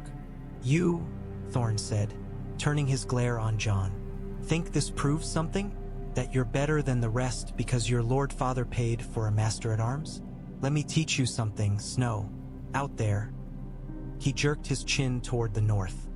These whelps might be the ones between you and a spear in the dark. You do well to remember that before you humiliate them. I didn't mean, Jon began. You meant to win, Thorne cut him off. That's all. That's always all with little lordlings. Win, preen, and never once think what comes after. His mouth thinned. Form up. We'll see if any of you can manage a thrust without tripping over your own feet. As they shuffled back into line, Gren slapped Jon's offered hand away. Think you're better than us? He muttered. I think I've had more practice, Jon said. That's all. That's all? Rast echoed in a mocking falsetto, jaw already swelling. Listen to him. Lord Bloody Snow. Toad spat in the snow near Jon's boot. We'll see how quick you are in the haunted forest, bastard, he said. When there's no Thorne watching. Jon held their glares without flinching, but inside he felt. something cold and sour twist. Benjen had warned him. Up here, skill was as likely to earn hatred as respect. Every time he let his training show, he marked himself out from boys who had come from gutters and stocks and crooked little villages that had never seen a lord's hall. He looked up once more at the wall, towering over them all, and wondered whether it, too, saw the divisions between them, or whether in its frozen sight they were already all the same. Small, fragile, and doomed if they could not learn to stand together. Tyrion left them a few days later, but not before he insisted on seeing the top of the world. The climb up the wooden switchback stair left Jon's legs burning and his lungs raw. The wind worried at him the whole way, slipping through cracks and over the ice, finding its way under his cloak and through his clothes. Beside him, Tyrion paused often, leaning against the rail, cursing under his breath and then laughing at himself. At last they came out onto the windswept walkway atop the wall. The ice beneath Jon's boots was slick and hard, its surface pitted and grooved from centuries of passing feet and the slow work of sun and wind. The world dropped away on either side. To the south lay Castle Black, suddenly small, a scatter of dark roofs around a yard no larger than a toy. Smoke rose from the chimneys in thin threads. Beyond, the Kingsroad dwindled to a pale line through the distant woods, and past that, the land rolled away in familiar curves. Hills and forest and, far on the horizon, a faint suggestion of smaller mountains. To the north was something else entirely. The land fell away in a stony slope and then leveled into a great, dark sea of trees. The forest stretched as far as Jon's eye could see, unbroken save for the occasional pale glimmer of snow-covered hill. Above it, the sky was a colder blue than any he had known further south, vast and indifferent. The air bit at his exposed skin like teeth. Tyrion stepped to the edge and looked down. "Marvelous!" he shouted over the wind. "Terrifying, but marvelous." Jon joined him, fingers resting lightly on the rough, frost-bitten lip of the ice. Ghost crouched low, belly almost to the ground, eyes wary. The dire wolf did not whine or shy, but he kept well back from the edge. "It feels like the end of the world," Jon said. "It isn't," Tyrion replied. "Beyond that forest are hills and rivers and tribes of wild men who'd cut your throat for your boots. Beyond them is more forest. The world goes on, Snow. It just goes on without us." Jon thought of the dream voice that had beckoned him to fly over this wild expanse, of blue roses blooming in cracks that had yet to split the ice. He felt very small against the immensity of it all. "You've been quiet," Tyrion observed. "Quieter than usual, even. I didn't think that possible." "Does the view discomfort you?" "It makes everything real," Jon said slowly. "The wall, the watch, the stories old Nan used to tell. Stories of dead men walking, cold things in the woods?" Tyrion spread his hands. "I can't say I put much stock in them, but then, I've seen a great many unlikely things in my life. A wall of ice half a league high may as well be one more." Jon glanced at him. "You're going back," he said, "to Winterfell, then to King's Landing." "Aye," Tyrion said. "Back to warmth and politics and all the pleasant little assassinations of courtly life." He gave Jon a considering look. "You could still change your mind, you know? Go back with me. Ask your Lord Father to find you a place. You're quick enough with a sword. Quick enough with your wits, too, when you remember to use them." "I've taken no vows yet," Jon said. "But I came here for a reason. I won't run from it because the wind's cold." "Is that all that brought you?" Tyrion asked gently. "The charm of frostbite?" Jon looked north again. "My whole life, I was told what I was," he said quietly. "Bastard. Snow. Less. I thought the wall might be a place where that didn't matter." "And is it?" Tyrion's breath smoked. "From what I hear, Ser Alliser is doing his best to remind you of your station, or raise you to his opinion of it, which may be lower than any man's." "It's not the way I imagined it," Jon admitted, "but it's still a chance to be something else. To be judged for what I do, not the name I carry, or don't carry." Names are curious things, Tyrion mused. You wear one like a hair shirt and throw another away without ever trying it on. Jon's heart stuttered. What do you mean? Only this, Tyrion said. You brood over more than bastardy, Snow. I'm not blind. Your father told you something before you left Winterfell. Something that hangs on you now like a second cloak. I don't know what it is. I don't particularly want to. But I recognize the look of a man who has discovered that he is not what he thought he was. Jon could not speak for a moment. I've been many things in men's eyes, Tyrion went on. Demon monkey, halfman, imp Lannister. I decided, some time ago, that I'd rather be those things on my own terms than spend my life trying to escape them. If you're wise, you'll decide the same about whatever truth you're carrying. It's not so easy, Jon muttered. No, Tyrion agreed. It isn't. Nothing worth doing ever is. He clapped Jon's arm with a gloved hand. Still, if you must bury yourself in ice, I suppose you've chosen a wall grand enough for the task. Try not to let it crush you entirely. They descended together, the wind snatching Tyrion's curses and Jon's breath alike. At the bottom, when Tyrion rode south with his small escort and his big shadow, Jon stood in the yard and watched him go until the last hint of blonde hair and shaggy pony vanished along the road. The world of courts and crowns rode with him. Jon turned back to the wall, feeling the ice at his back and the emptiness ahead, and knew with a sudden, fierce clarity that whatever his blood, whatever his father or mother had done, his life now belonged to this stark, merciless place. Whether that was exile or refuge, he could not yet say. When the yard grew too small and Ser Alliser's voice too sharp to be borne, Jon sought the forge. Donal Noye's domain was a cave of warmth in a world of cold. The low-roofed smithy crouched against the base of the wall, its stone walls stained black. Inside, coals glowed a deep, furious orange, sending heat licking across the cramped space. Sparks flew with every blow of Noye's hammer, bright briefly and gone. Noye himself was a barrel of a man, thick through the chest, his beard gone mostly to gray. His left sleeve hung empty, pinned neatly. The right arm swung the hammer with steady, practiced rhythm. Sweat gleamed on his brow despite the chill that seeped even here. You again, he grunted when Jon ducked inside, Ghost at his heels. If you're here to gape, take yourself back to the yard. If you're here to work, hand me that tong. I can work, Jon said, taking the heavy iron in his gloved hand and moving closer. The heat hit him like a wall, shocking after the knife bite of the wind outside. Ghost sniffed once and settled near the door, content to keep one eye on Jon and the other on the world beyond. Everyone says that, Noye muttered. They don't all mean it. He turned the glowing bar on the anvil, the metal yielding under his hammer. Hold it there. Don't let it slip or I'll be hammering your fingers into the shoe. Jon did as he was told. The work was simple but absorbing. The weight of the tongs, the hiss when Noye quenched the metal, the rhythm of hammer on steel. It all pushed back the noise in his head. Here, no one cared what he was, only whether he could keep his grip. You worked at a forge before? Noye asked after a time without looking up.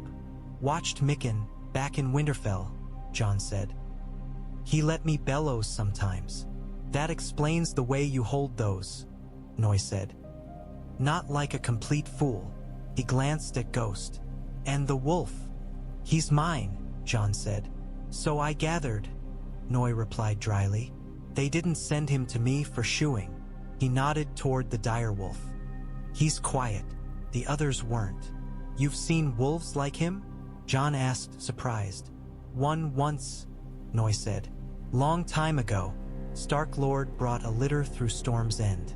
One pup went to the Baratheon boy, your father's friend. Big black brute, that one. His hammer paused a heartbeat. I made Robert his first warhammer, you know. Too heavy for him to lift at first. He grew into it. Jon had heard that story in other voices.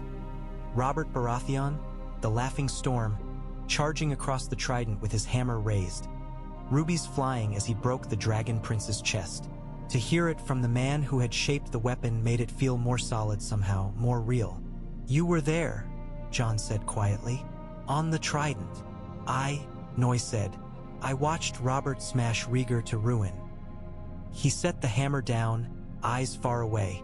Rhaegar wore armor like no man I'd ever seen. Black as night, rubies at his breast, shining like bloody stars. Our Robert was in dirty steel, dented and scraped, sweat and mud on him. When they met, it wasn't a song, boy. It was two men trying to kill each other. He picked up the hammer again. Robert did, he said simply. Rhaegar's armor split like a crab shell.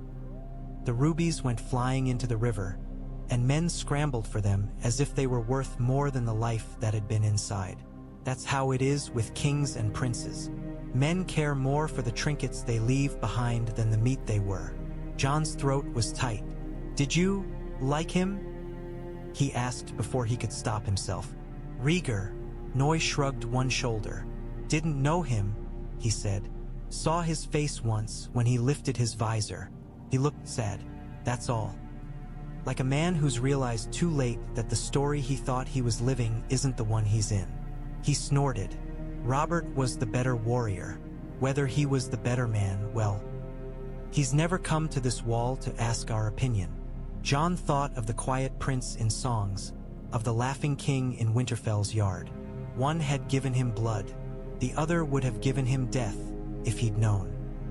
Neither knew they had left anything of themselves here at the end of the world, in a boy with a sword and a wolf. You think too much, Noye said, as if reading it on his face. I can hear the gears grinding from here. Stop it. You're on the wall now. Men like us don't have the luxury of thinking about princes. I wasn't, Jon began, then stopped. Lying to himself would be foolish. I was only wondering if a man can be both things, a good warrior and a bad king, or the other way around. Of course he can, Noye said. Men can be any mix of things. That's half the trouble with them. He tugged the glowing shoe free and thrust it into the water. Steam blossomed. Here at the end, all that matters is what you choose to be with the time you've got. Jon held his gaze. I chose the watch. For now, Noye said. The world has a way of offering second choices to men who thought they were done deciding. He turned back to the anvil, clearly done talking. Jon held the next piece of metal for him, letting the hammer's rhythm drown out the echo of those words. Second choices. Names given and names taken. Crow or prince or something in between. The forge heat pressed against him, but cold lingered deep in his bones. Somewhere above, the wall groaned softly as it settled, ancient ice shifting in answer to pressures slow as time. Jon tightened his grip on the tongs and set his teeth. Whatever choices the world tried to thrust on him, this one at least had been his. He would not let anyone, king, lord, or ghost of a dead prince, take it from him easily. Samwell Tarly arrived on a morning so cold the air seemed to crack when men spoke. Jon noticed him first as a shape half swallowed by an overlarge cloak, stumbling through the gate behind a thin, nervous horse. He was fat.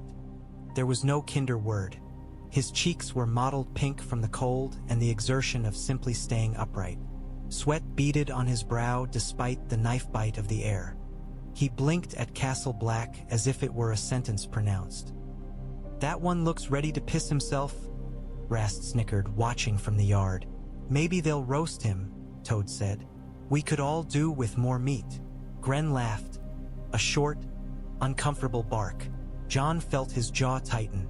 By afternoon, Ser Alliser had Sam in the yard with a wooden sword in his hands. The boy's black tunic strained at the seams. His boots looked as if they'd been made for someone else and hurriedly shoved on his feet. His hands shook so badly the practice blade wobbled. Samwell Tarly of Horn Hill, Thorne announced, using the name like an insult. Sent to us by a most dutiful father. He's graced us with his presence, and now we shall see if there's any use in him that doesn't involve rendering him down for tallow. There were sniggers. Sam flinched at the sound. Raise your sword, Tarly, Thorne said. Sam did, sort of. The blade lifted, then sagged, as if it were made of lead instead of wood. Hit him, Thorne told the nearest boys. Hard. The wall needs men, not whimpering lordlings who wet themselves at the sight of the cold. Gren, Rast, Toad, teach him. Gren hesitated. Ser, he's not even. Did I ask for your thoughts, Oaf? Thorne's voice went soft in the way that meant danger. Or did I give you an order? Gren shut his mouth and stepped forward, face tight. Rast's eyes gleamed with mean anticipation. Toad smirked. Sam made a small sound in his throat. Please, he stammered. I don't know how. I'm not. No, Thorne agreed. You are not. That's what we are about to determine whether we can change. Gren swung first, a cautious blow that still landed with a solid thunk on Sam's shoulder. Sam yelped and nearly dropped his sword. Rast's strike hit his thigh. Toad clipped his ribs.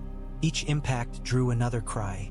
Sam tried once, feebly, to lift his weapon in defense. It slipped from his sweaty grasp and fell into the churned snow. Pick it up, Thorne said. Sam bent, gasping, and fumbled for the sword. Another blow thudded against his back. He sprawled in the slush, cloak tangling his legs, tears spilling from his eyes. Something in Jon snapped. Stop, he heard himself say. The yard fell quiet. Ser Alliser turned, slowly, whip coiling lazily in his hand. What was that, Lord Snow? You're not teaching him to fight, Jon said. His voice sounded strange in his own ears, calm over the anger beating in his chest. You're teaching the rest to enjoy hurting him. Thorne's eyes narrowed. And you, I take it, do not enjoy hurting the weak? No, Jon said, a sentiment more suited to a Septa's lap than a sword. Thorne sneered. Perhaps you've come to the wrong end of the world. He flicked the whip. It cracked near Sam's ear, making the bigger boy flinch. Get up, Tarly. Sam's legs trembled. He made it as far as his knees before his strength failed. He sagged, shoulders shaking. Thorne's gaze swept the watching ring. You see, he said, this is what nobles send us when they have no more use for them. Fat, soft things that whine when you draw blood. Hit him again. Gren shifted uneasily. Ser. Again. Thorne repeated, voice iron. Or would you like to join him? Rast stepped forward, lips peeling back from his teeth. He lifted his sword. Jon moved.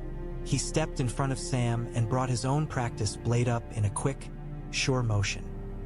Rast's blow smacked into it, jarring his arm. Jon held firm. If you want to hit him, Jon said, you'll have to go through me. The words hung in the cold like a challenge bell. Rast jerked back, face twisting. You think you're better than us? He spat. You and your wolf and your fancy sword work? I think 3 men beating one who won't fight back isn't training, Jon said. It's sport. Murmurs went up around the yard. Men shifted. Some watched with bright, cruel eyes, eager for Thorne's answer. Others looked away, ashamed and relieved that someone else had stepped where they had not dared.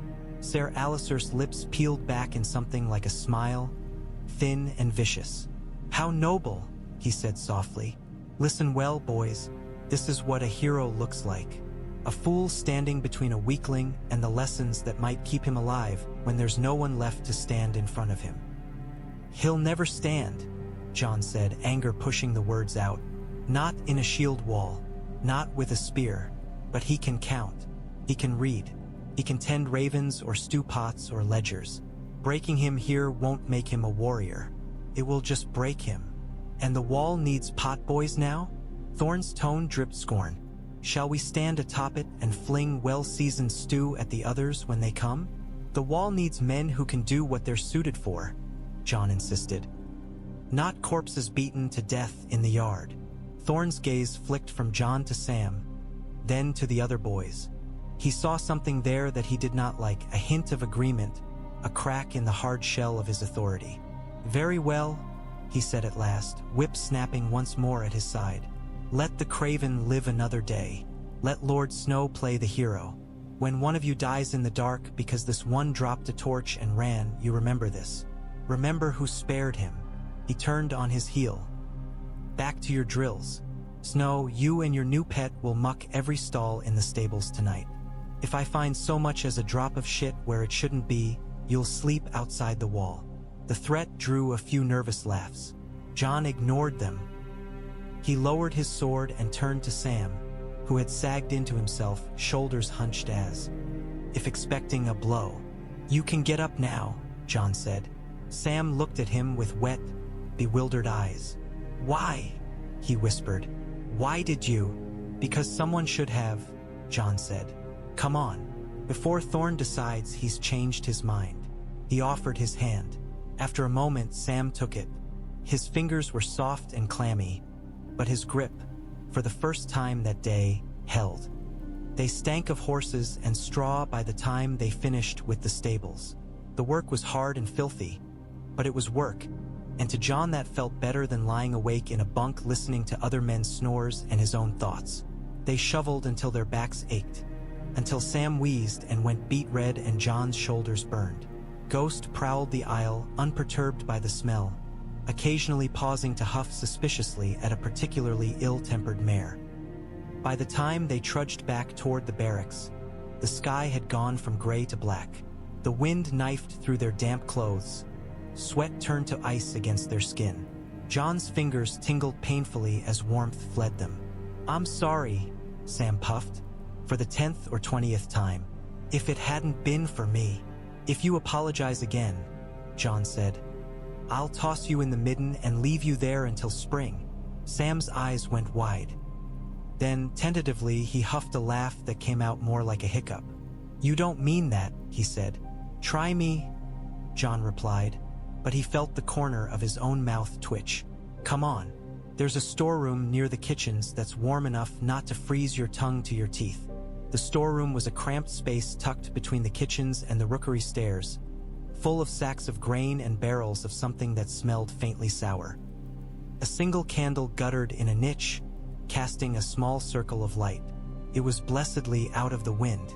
Jon dropped onto an overturned crate. Sam perched on a sack with the cautious care of a man who expects even inanimate objects to reject his weight. Ghost sprawled across the threshold like a white, living door. "I don't belong here," Sam said at last, staring at his hands. "I'm not. I was never any good with swords or horses or—" He gestured vaguely, encompassing the wall, the watch, the whole brutal edge of the world. "Neither was half the watch when they first came," Jon said. "Most of them still aren't." "You are," Sam said miserably. "You're good at everything. You fight. You ride. You don't seem to feel the cold." "I feel it," Jon said. "I just don't let Thorne see when it bites." Sam chewed his lip. "I used to pray he'd send me home," he confessed, "when I first arrived. That he'd see how useless I was and tell my father not to bother." A bitter little huff escaped him. "But that was foolish. Father never sends things back. Only away." Jon remembered what Benjen had said in passing. A Tarly boy, sent to the wall because his lord father had no use for a craven heir. "He gave you a choice," Jon said slowly. "The black, or an accident while hunting." Sam flinched as if struck, then nodded. "He's a coward," Jon said flatly. Sam's head jerked up.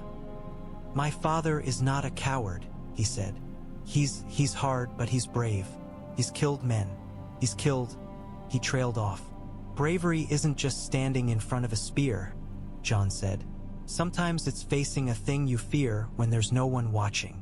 He couldn't bear to have a son who didn't fit the story he told himself about his house. "So he sent you away rather than face it." He shrugged. "That sounds like cowardice to me." Sam stared at him, breathing a little fast. Then he sagged. "Maybe," he said. "I don't know. I only know he wanted a son who could swing a sword and I—" He looked down at his belly with a kind of helpless disgust. "I like books, and food, and not being hit." "There's no crime in liking books," Jon said. "Or food, or staying alive." "There is in Horn Hill," Sam muttered. "Then it's good you're not in Horn Hill," Jon said. "You're here, and here we can decide what you're good for." "We," Sam repeated. "You, me, The rest of the poor fool's thorns trying to whip into shape, Jon said. You can't swing a sword, not yet. Fine. Can you read? Sam blinked. Of course. Can you count? Yes, Sam said, a little indignation creeping in. I wasn't raised in a barn. Good, Jon said. Then you can help in the library, with the ravens, with the tallies. Maester Aemon will be glad of it. If the watch is too stupid to use that, that's on them. But you're not useless. You're not meat.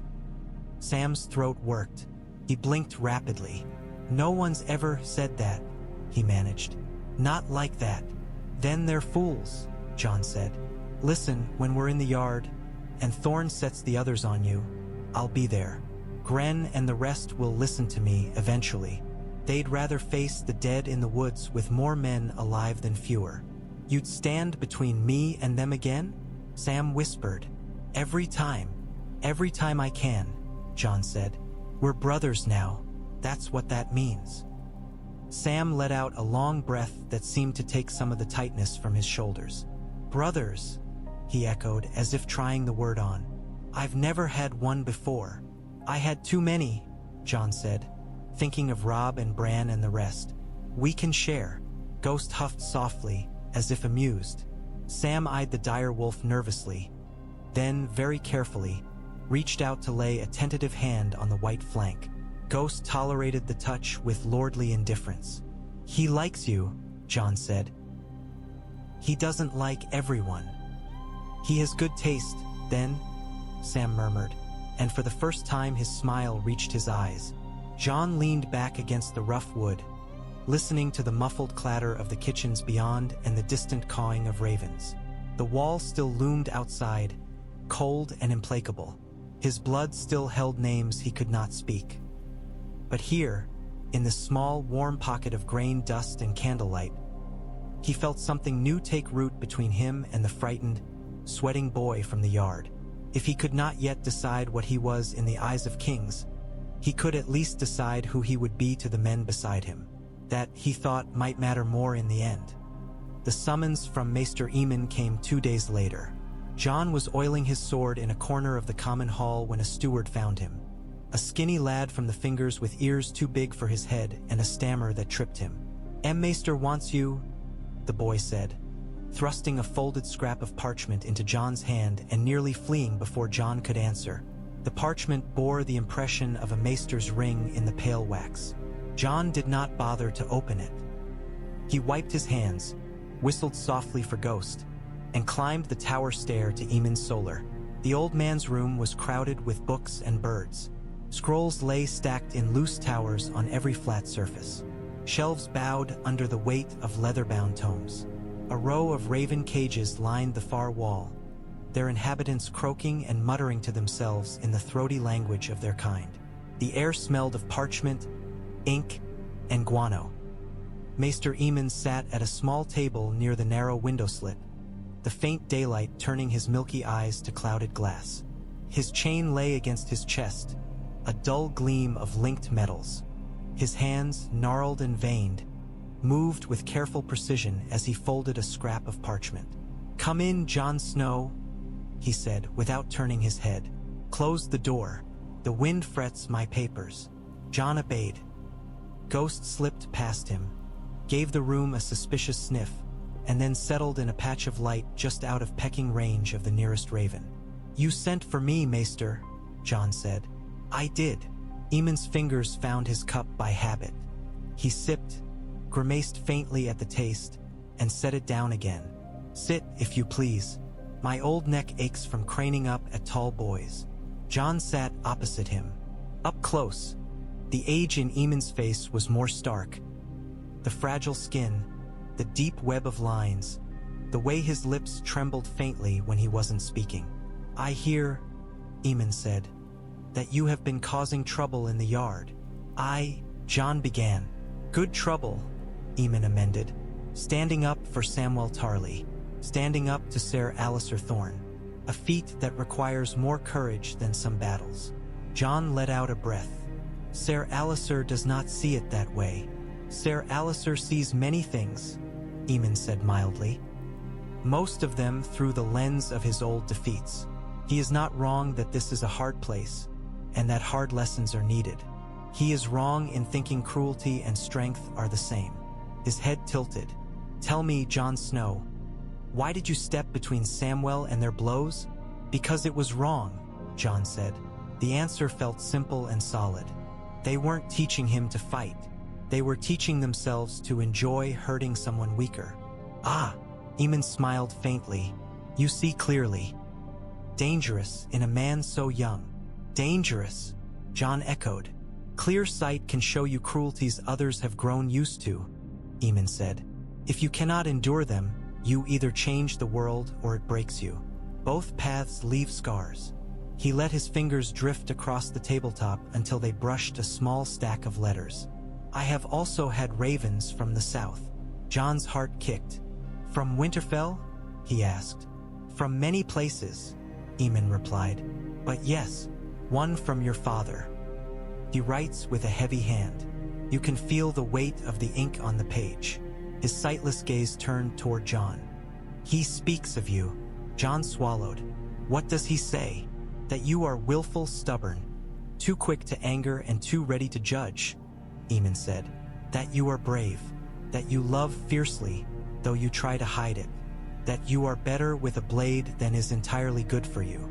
He asks that we give you no special favor and no undue hardship. That you be treated as any other man of the watch. A faint smile touched the old man's lips. He writes as a father, not as a lord. Heat prickled behind Jon's eyes. He looked down, embarrassed by the rush of feeling.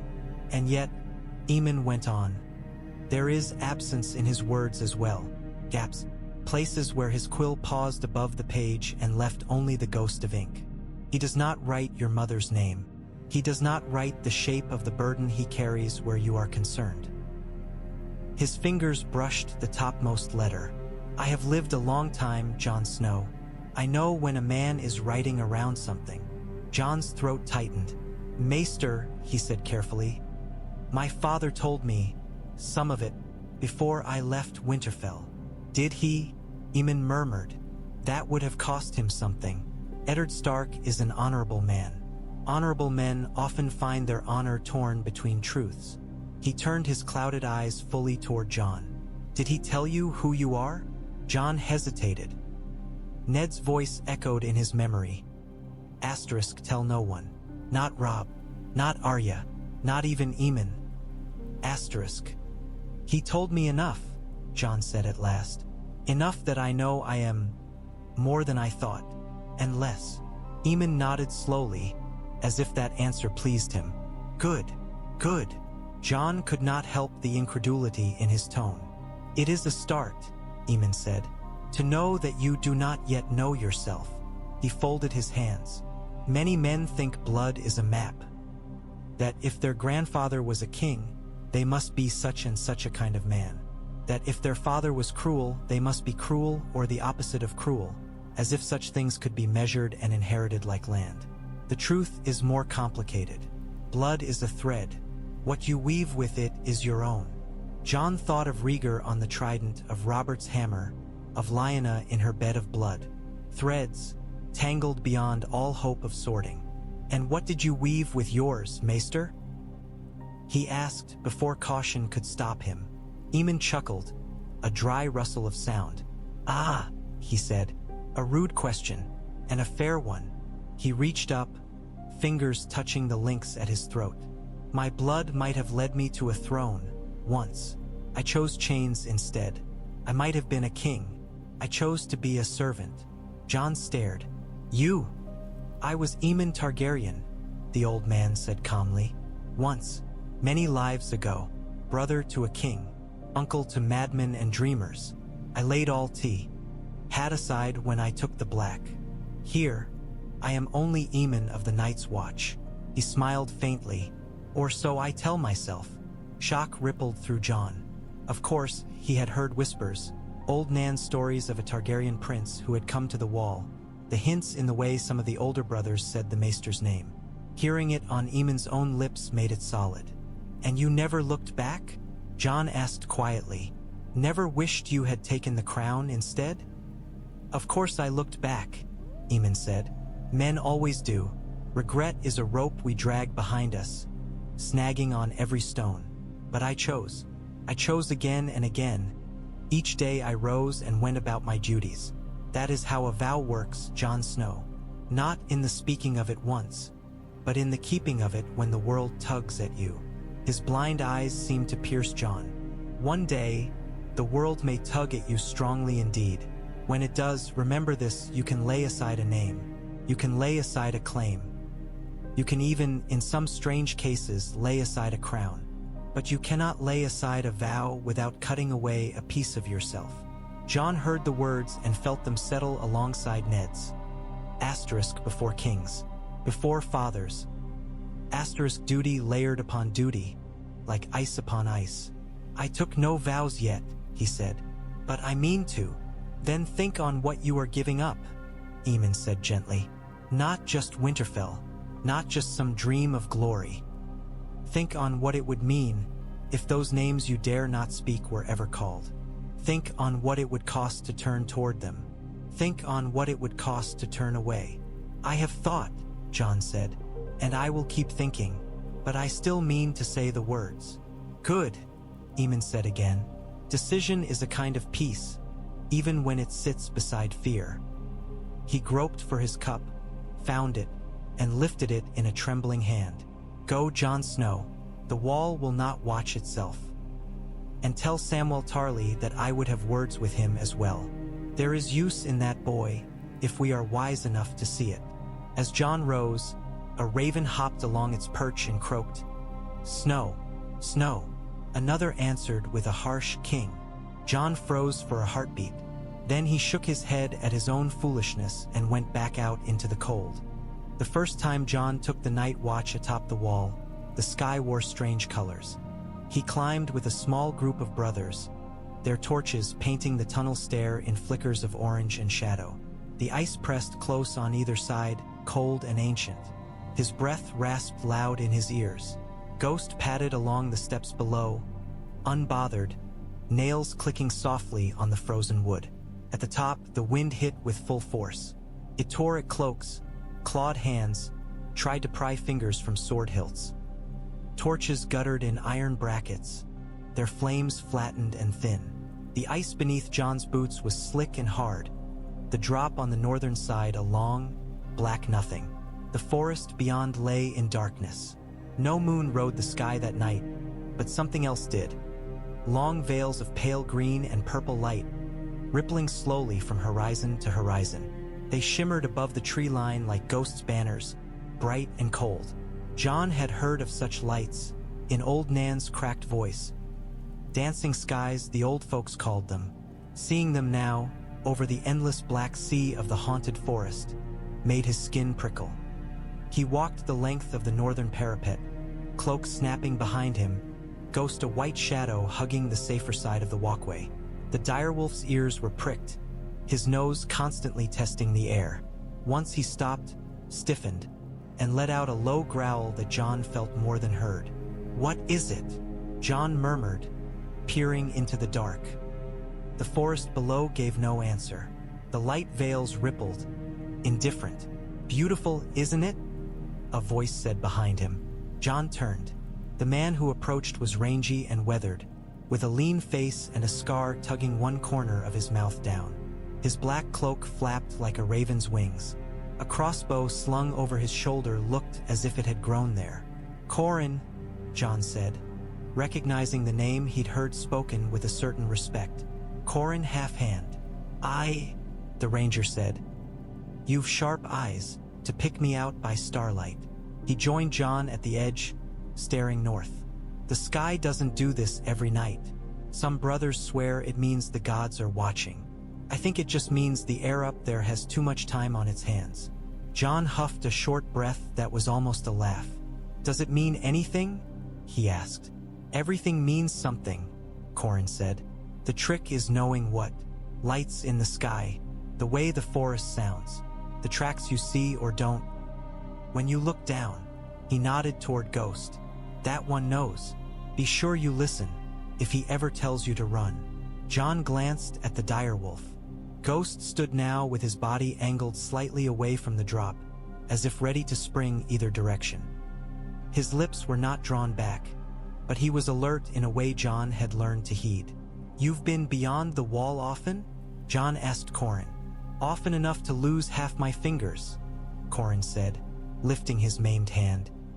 The glove there hung limp in its last 2 fingers, the rest empty. "I've seen things down there I wish I hadn't. Dead men walking, tracks that froze my piss in my bladder, lights where no fire should be." "The others," Jon said softly. Qhorin shrugged. "Call them that. Call them whites and white shadows and the long night come again. Names don't stop cold steel turning useless in your hand when one of them looks at you." He tilted his head. "You believe in them?" "I've seen too much not to," Jon said. "The hand they brought back. The way the old stories stick in men's throats here, even when they laugh." "Good," Qhorin said. "A man who fears nothing is a dead man whether he knows it or not. Better to fear the right things, at least." His gaze slid sidelong. "There's talk about you, Snow." "Talk?" Jon's mouth went dry. "Men have nothing but time to talk up here," Qhorin said. "They count back years, remember where Lord Eddard was and wasn't, tell tales of a wolf girl and a dragon prince and a tower in the south. They look at you, with your face like a Stark and your wolf like a bloody herald, and they wonder." Jon made himself meet the ranger's eyes. "What do you think?" "I think if you were a threat to us, the wall would have spat you back already," Qhorin said. "I think whatever songs your blood tries to sing, they sound thin in this wind. Up here, you're a boy in black with a sword and a vow you've not yet spoken. That's enough for tonight." The dancing lights shifted, a curtain drawing more tightly across the sky. For a moment Jon fancied he could see shapes moving in the treeline. Pale, slender figures gliding between trunks, eyes cold and bright. When he blinked, they were gone. "What do you fear?" Jon asked suddenly. "You," Qhorin half-hand. The ranger considered. "Not death," he said at last. "I've made my peace with that greedy bastard. Not the dark, not even the dead, come shambling." He tapped the ice beneath their boots with one heel. "I fear this cracking under me when I'm not here to help hold it." Jon looked down. The wall ran straight and unbroken, but hairline flaws spiderwebbed its surface in places, filled with old snow and new frost. The ice groaned sometimes in the cold, a low, ancient sound like the earth clearing its throat. "I dreamed once that it cracked," Jon said, before he could stop himself. "That things walked out of it, pale things with blue eyes." Qhorin's scar tugged as his mouth twisted. "Then you'd best hope it stays a dream," he said. "And you'd best be ready if it doesn't." They walked on together, 2 dark shapes against the higher dark. The sky's colors faded slowly as the night deepened. Far below, the forest breathed. Somewhere out there, Jon knew, the paths his father had not taken wound through cities of stone and courts of light. Up here, there was only ice and the long, cold watch. Jeor Mormont called for him not long after Jon's first night atop the wall. The Lord Commander's solar was a larger room than Aemon's, but no less spare. A heavy table took up most of the space, scarred by years of elbows and tankards and hastily sketched maps. A bearskin hung on one wall, dull-eyed. The fire in the hearth did its best against the creeping cold, but the corners of the room still held shadows like pockets of frost. Mormont himself was a big man gone a bit to seed, his shoulders still broad under his black cloak, his beard a wild thicket of gray. His hair had retreated to the back of his head like an army in poor repair. His eyes, though, were dark and keen. "Snow," he grunted as Jon entered. "Come closer. You're not a crow yet.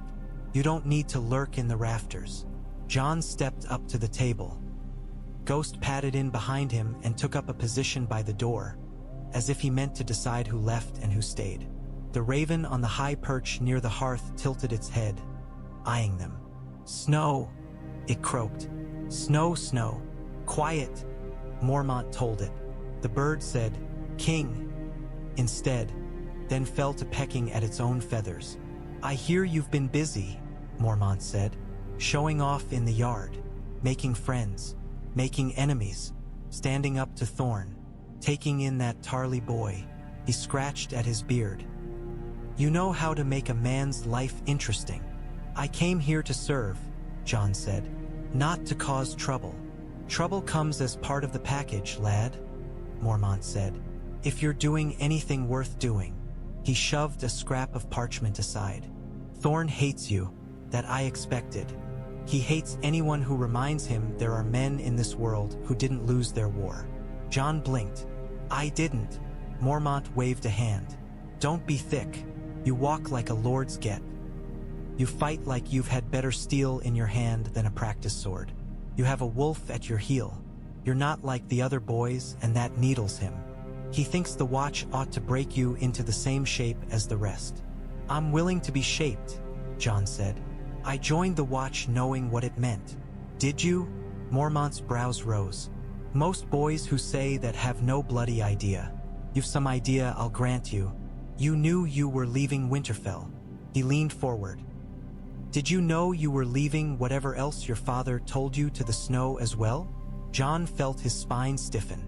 My father told me enough to know there's nothing for me in the south, he said carefully. Mormont's gaze sharpened. Eddard Stark writes like a man who's chewed on that truth until his teeth ached. He asked no favors for you. That I like better men than him have tried to foist soft sons on us. But he wrote of you heavily. The Lord Commander tapped a thick finger on a folded letter. As a man writes who is trying not to say something. I don't know what you mean, Jon lied. Mormont snorted. You're a bad liar. That's something I do like. He sat back. Listen to me, Snow. I've sat in this chair too many years. I've watched our numbers dwindle. I've seen boys come to us with their heads full of songs and leave in shrouds. We need men who can lead. Men other men will follow. When the dead start walking in numbers, that means something. I'm no leader, Jon said, startled. No? Mormont jerked his chin toward the window. Ask the boys in the yard. Ask that Tarly lad. They already look at you when trouble comes. Men are simple creatures. They follow whoever steps forward first. Jon thought of the circle of faces watching when he had moved between Sam and the practice swords. He thought of Gren's reluctant obedience, of the way even Rast's sneer had faltered. I did what seemed right, he said. That's all. That's where leadership starts, Mormont said. With a man doing what seems right when everyone else is too tired or frightened to move. He studied Jon a moment longer. You mean to say the words when your time comes? Yes, Jon said. Good. Mormont nodded once. You'll take them with the next lot. In front of the Godswood, if that's your choice, or in front of the Seven if you prefer their southern habits. He scratched at his beard again. After that, Thorne wants you in the Rangers. Says if we're fool enough to waste a good sword on anything else, we might as well throw you at the first cold thing we see and have done with it. The thought sent a small thrill through Jon, equal parts fear and fierce eagerness. I'd go, he said, if you'll have me. Oh, I'll have you, Mormont said. I'd be a bigger fool than I look not to. But hear me, beyond the wall, whatever game is being played in King's Landing, whatever claims lie in Maester's books, none of it matters. Out there you're meat that breathes or meat that stops. That goes for bastards and princes alike. Jon's heart stuttered at the last word. Mormont's gaze gave nothing away. I understand, he said quietly. Do you? Mormont's voice softened. Just a little. If the South ever remembers you, Snow. If some king or lord sends his men crowing about blood and right and throne, you remember what you swore. The watch comes first. Before gold. Before glory. Before any father who ever sired you. Ned's words came back to Jon. Asterisk before kings. Before fathers. Asterisk it was as if the two men had sat in a room and agreed upon the script. I won't forget, Jon said. We'll see, Mormont replied. The raven flapped its wings and croaked again. King, king. The old bear glared at it. Useless bird. Jon thought, as he left the room, that the wall had a way of echoing the same warning through different mouths. chosen or born, prince or bastard. The end of the world cared only for which way a man turned when winter truly came. They took their vows beneath a bleeding tree, in a forest that did not care what God's men named. The tunnel through the wall was a long blue throat of ice. Torches sputtered and hissed along its length, their light swallowed by frozen walls that seemed to drink the flame. Jon walked with the other recruits in a hushed line, Ghost slipping at his side. Their footsteps rang dully on the packed earth. When they emerged on the far side, the air hit colder, sharper. They were still, strictly speaking, south of the true haunted forest. The ranger leading them said, but the wall's shadow fell long over this ground. The trees grew thick and close, their trunks black in the starlight. Snow lay in soft drifts, unmarked but for the narrow path the watch had trodden over generations. The Weirwood stood in a small clearing, its pale trunk rising from the snow like bone. Its branches were full of red leaves, a splash of color against the silvered world. From the carved face in its bark, long streaks of hardened sap ran down like frozen blood. Jon's breath caught. For a heartbeat, he was back in Winterfell's Godswood, hearing his father's voice under another heart tree. The memory pressed against the moment until both seemed to overlap, the south and the north, boy and man, bastard and something more. Those who keep the old gods, stand here, the ranger said, indicating the space before the Weirwood. Those who would say their words before the seven, there. He nodded toward a simple wooden board propped nearby, a 7-pointed star roughly scratched into it. Most of the boys moved instinctively toward the tree. A few, lads from Old Town, from King's Landing, drifted toward the makeshift September. Sam hesitated, torn. You can go to the 7, Jon murmured. If you like. Sam shook his head, swallowing. I prayed to Father's gods all my life and they never listened, he said. I think I'd rather try yours. Jon felt an unexpected warmth at that. The old gods are stubborn, he said, but they listen. They stood together before the heart tree. Ghost settled at Jon's left, Sam at his right. The ranger stepped back, his face unreadable. Here you stand, he said, at the edge of the world. No septon, no maester, no lord to hear you but us, and the gods, if they care to listen. Once you speak these words, your life is not your own. Remember that before you open your mouths. The forest breathed around them. The stars watched from their hard, cold heights. Jon felt the weight of eyes that were not eyes. The carved face on the tree, the long-dead Starks in their crypts far to the south, the men on the wall, the nameless wild things beyond it.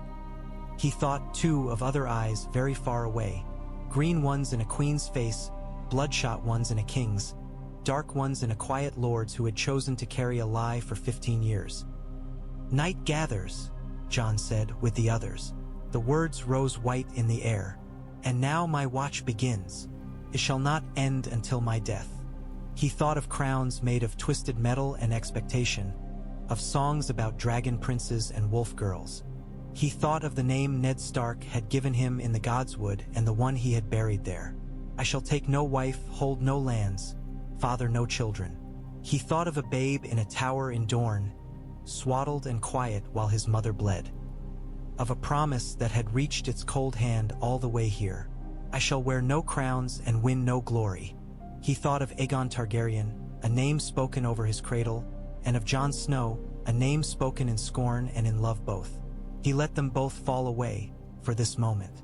I shall live and die at my post. He thought of Ned riding south, of Robb in Winterfell's yard, of Arya with her sword name and Sansa with her songs, of the small folk who would never know what he was or was not, only whether the wall held. I am the sword in the darkness. He saw, in his mind's eye, blue eyes burning in night-black faces, white hands reaching. I am the watcher on the walls.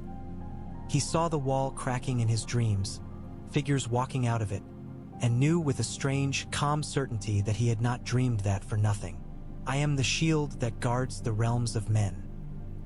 He saw not kings and lords, but farmers and fishwives, children with dirty faces, men at plows and women at looms.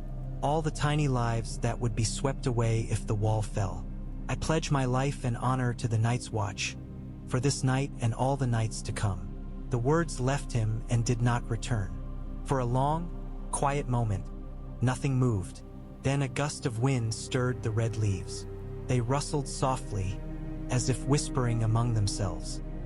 Snow sifted down from the higher branches, dusting Jon's cloak and hair. Ghost pressed against his leg. Jon set his hand on the direwolf's head. The contact steadied him in a way nothing else had since the Godswood in Winterfell. He had bound himself now, as tightly as any chain. "Rise," the ranger said. They did. The boys who had knelt boys rose as brothers. Some looked frightened, some looked proud. Sam's eyes were wet, but his jaw was set. "From this night," the ranger intoned, "you are the Night's Watch. Your former lives are dead. Whatever names you bore before, leave them in the snow." Jon felt the words like a blade sliding between ribs. He thought of Aemon, of Mormont, of Ned. Asterisk before kings, before fathers. Asterisk. "I am Jon Snow," he thought, "and something else besides. I am Lyanna's son, Rhaegar's, Ned's. I am a brother in black. I am the walls." The old gods gave no sign that they had heard. The Weirwood only watched, its face streaked with red.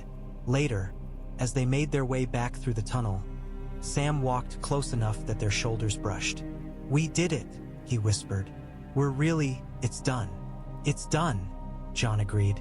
Beyond the ice and stone above their heads, the stars wheeled and the long winter crept a little closer. Far to the south, in a city of red walls and sharper smiles, a man named Eddard Stark would soon make a choice that would cost him his life. Somewhere east, under strange stars, a young woman with silver hair and dreams of dragons walked unknowingly toward a brother she had never met. Jon knew none of that. All he knew was the feel of the cold air filling his lungs, the weight of his new brothers at his side, and Ghost's silent presence as they stepped once more into the yard of Castle Black. The wall loomed above them, vast and patient. Jon looked up at it and felt, for the first time, not crushed but claimed. "Come on," he told Sam, his breath fogging white. "We've watches to stand."